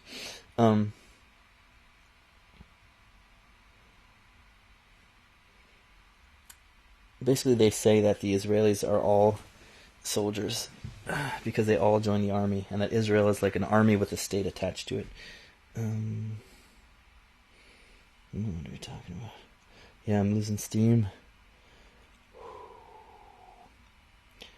I'm just reading the stuff I had highlighted when I was reading this. Yeah, what was expecting? So they're just listing all this stuff that happened to the Palestinians and the shitty conditions. What was expected from the Palestinian people after all of that? To keep waiting and to keep counting on the helpless UN, or to take initiative in defending the Palestinian people, lands, rights, sanctities, knowing that the Defense Act is a right enshrined in international laws, norms, and conventions. Proceeding from the above, Operation Al-Aqsa Flood on October 7th was a necessary step and a normal response to confront all Israeli conspiracies against the Palestinian people and their cause. It was a defensive act. In the frame of getting rid of the Israeli occupation, reclaiming the Palestinian rights, and on the way for liberation and independence, like all peoples around the world did. Again, English. Didn't have anybody who can write in English. Now, we want to clarify the Islamic resistance movement, clarify the following. That they targeted military sites and sought to arrest the enemy's soldiers, to pressure the Israeli authorities to release thousands of Palestinians held in jails. So they focused on destroying the Israeli army's Gaza division, the Israeli military site stationed near the Israeli settlements in around Gaza. And this is a division that wasn't there. That's why they made it through the border, because the Gaza division was in West Bank.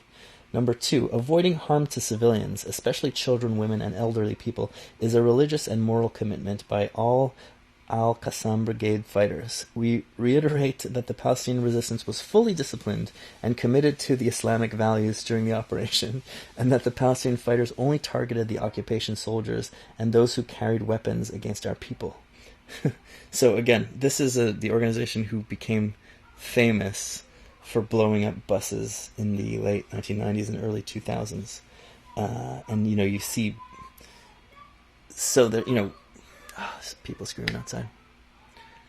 When you look at the videos, and I don't like watching this stuff at all, but I did for my video, you see the murder videos. You don't see beheaded babies, you don't see rapes and none of that stuff, but you see just people mowed down in bus stops, and they're throwing grenades into bomb shelters of families, and they're shooting up neighborhoods, and they're shooting up that party, they're shooting up bathrooms at that rave thing.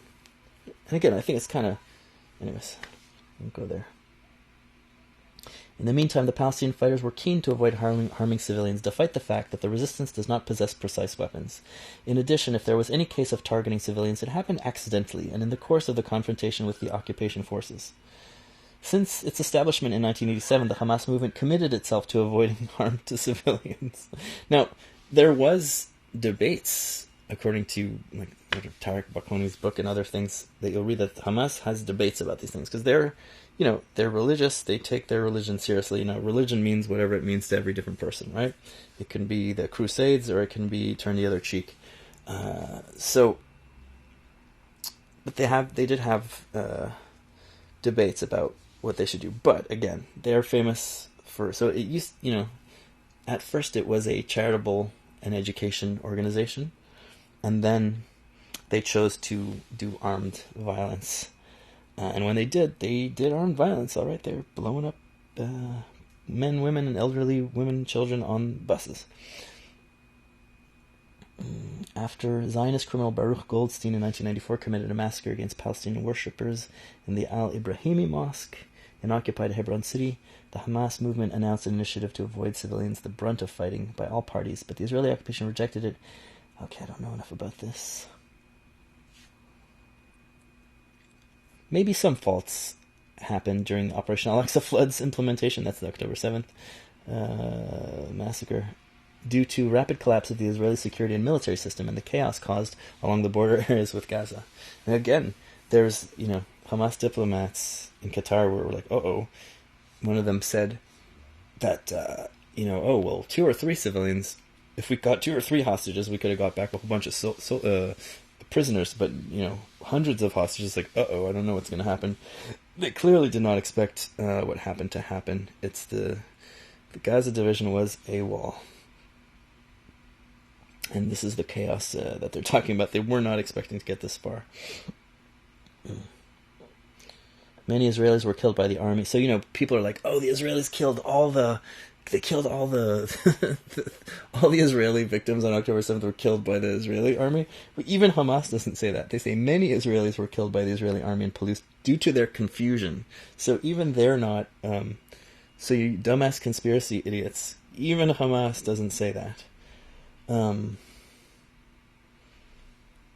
Okay, so then they talk about some of the reports. According to 2 reports by Yediot Ahronot newspaper on October 7th and Haaretz on November 17th, many Israeli civilians were killed by an Israeli military helicopter, especially those who were in Nova Music Festival, where 364 civilians were killed.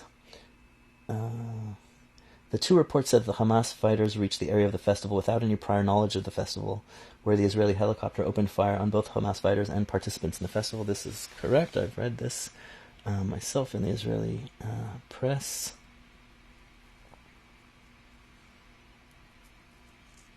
Other Israeli testimonies confirmed that the Israeli army raids and soldiers' operation killed many Israeli captives and their captors. That's the story I told you about the kibbutz, where a tank just blew up this house where Hamas fighters were keeping a whole bunch of hostages. And then they say there's a clear application of the army notorious Hannibal directive, which says that better a dead civilian hostage or soldier than taken alive, to avoid engaging in a prisoner swap with the Palestinian resistance. Okay, and then there's a whole bunch of corpses that they thought were Israelis that turned out to be Hamas fighters. Yeah. When speaking about Israeli civilians, it must be known that the conscription applies to all Israelis above the age of 18, males who served 32 months of military service and females who served 24 months, where all can carry and use arms. This is based on the Israeli security theory of an armed people which turned the Israeli entity, that's what they call Israel, the Israeli entity, into an army with a country attached. So basically they're saying, oh, we don't kill civilians, but they're all, none of them are civilians. The Al Jazeera news channel said in a documentary that in 1 month of the Israeli aggression in Gaza, the average daily killing of Palestinian children was 136, while the average of killing in Ukraine was 1 child a day. I don't know. Wouldn't surprise me. I don't know. I'm just reading the stuff I highlighted. Okay, I don't know.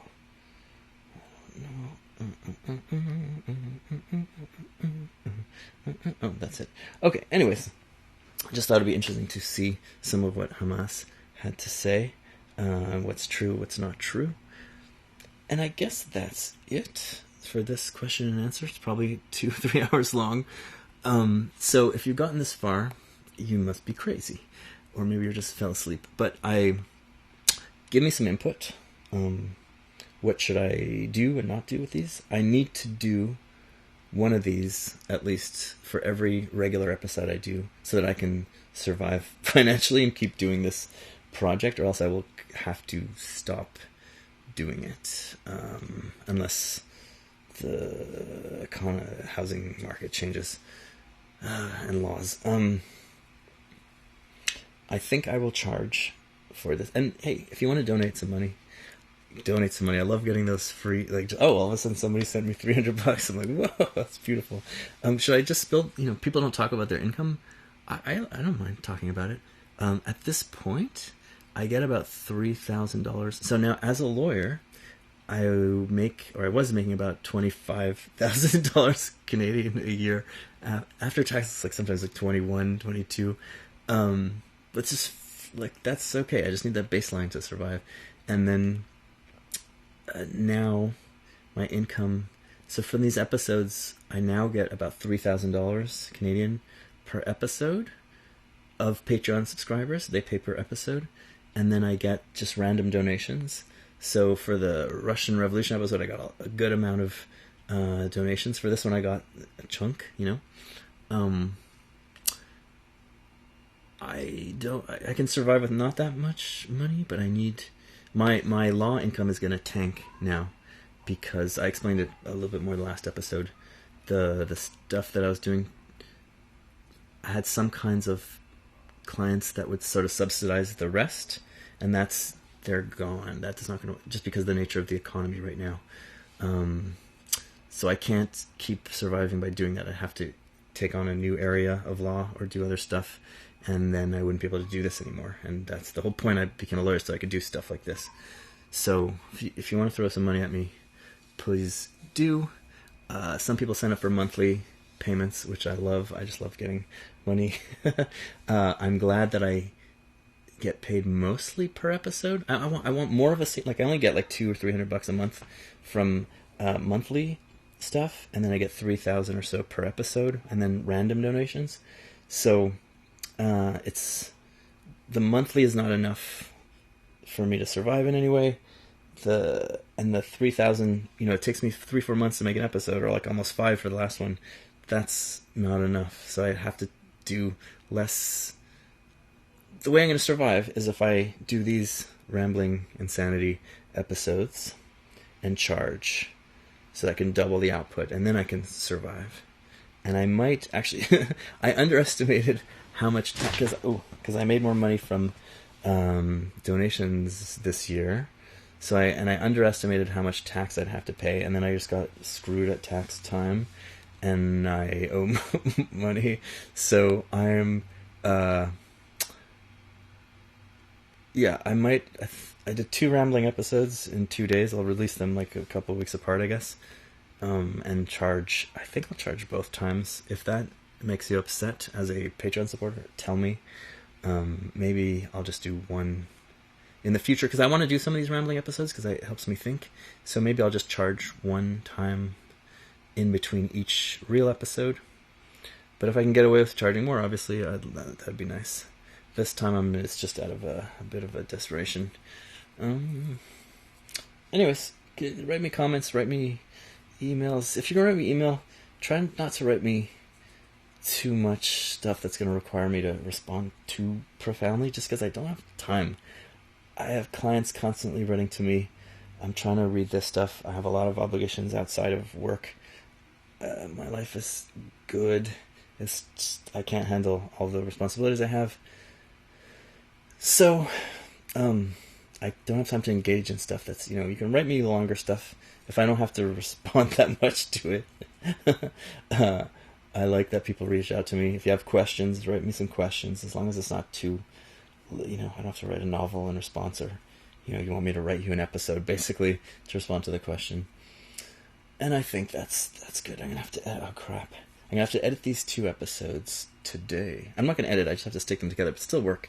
The whole point of doing this is I don't have to edit, because it is a nightmare to edit these things. Like I said yesterday, it takes me a month. Like the last episode, the ABC, took me a month just to edit. That's brutal. A month full-time. And mega full-time, more than full-time. So yeah, I just want to do this, where I just like shit out an episode. Anyways, okay, I'm just repeating myself. This has probably been lost gas an hour ago. Whoever's still there, thank you. In the future, I guess maybe I like what Matt Crispin was doing, like just those live episodes and people are talking to him. But my internet isn't good enough to do live streaming. I have this weird, unreliable Chinese internet. I was on a different company, and then some CRTC thing, and they just put, I don't know. Never mind. Yeah.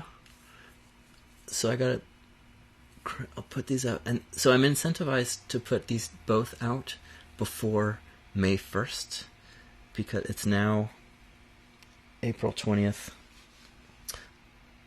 Because I only get paid the first of each month that a video came out. So if I put one out now and then another one out May 5th, I won't get paid till June 1st. And I want to pay off those taxes. I I hope it's okay with you guys. If it's not, don't be shy. I want to do this in a way where, I'm asking you for donations without giving you any special privileges in return. And by the way, one of the reasons I do that is because, so as a lawyer, I make so little money that I don't have to charge sales tax to my clients. It's called GST. If you make less than $30,000, you don't have to charge sales tax. But if you have several businesses, you have to charge sales tax if you make more. So if I'm making $10,000 doing this, I get pushed over the $30,000 limit, and all of a sudden I'd have to start charging sales tax to my clients, and I don't want to. I don't want them to pay more. First of all, it's annoying because I have to do more data entry, and I need to, as little garbage nonsense as possible. Don't want to do that data entry, but I also just don't want to raise my prices. Well, I'm not raising my prices, but add extra 15% sucks for the clients, so I don't want to do that. And I don't believe in monetizing stuff, and I don't believe, this is politics so that you can learn and so that you can expand and, to help peace when it comes to the Israel-Palestinian conflict and to help people organize when it comes to everything else. So there's making, content that you have to pay for is idiotic. It completely defeats the purpose of all this, right? So I don't believe in that. But I also have to make sure I don't do that, because if I do, I would have to charge GST for the donations and for my law clients. So, maybe this isn't interesting for you guys. All that to say is, send me money if you got it. I don't want you. I have people sometimes telling me "Oh, I lost my job, and I'll send you money when I can." Dude, you lost your job. Don't worry about it. I'm struggling with stuff, but I'm okay. I have a family who can help me if I'm really not doing well. I want money from people who have money to throw around. I love that people who don't have money want to give me some. It means a lot to me. But don't worry. Hey, do give me. I do need some money, but don't give it to me if you need it. That's how I think. If you need it more than I do, then keep it. Okay. I'm trying to get a friend to launch a show. She's brilliant at psychology. Has helped me out with some relationship issues. Very, very, surprisingly much. And but she's terrible at ADHD case and can't organize herself. I'm gonna help her launch her channel soon. And she's also into astrology, which I'm not into at all. I think it's completely bonkers. But somehow she pulls it off, this mix of astrology and psychology. It's great. So I want to help her launch her channel, and maybe I'll do some live stuff with her. Anyways, I guess she's not going to appear on this channel. Probably not. Okay. It's so weird talking to nobody like this. I'll see you guys later. Check out my new modular synth jams that I've been doing. I'm learning modular synthesizers. Oh, fuck, it's already... I have so much to do today. Okay. See ya.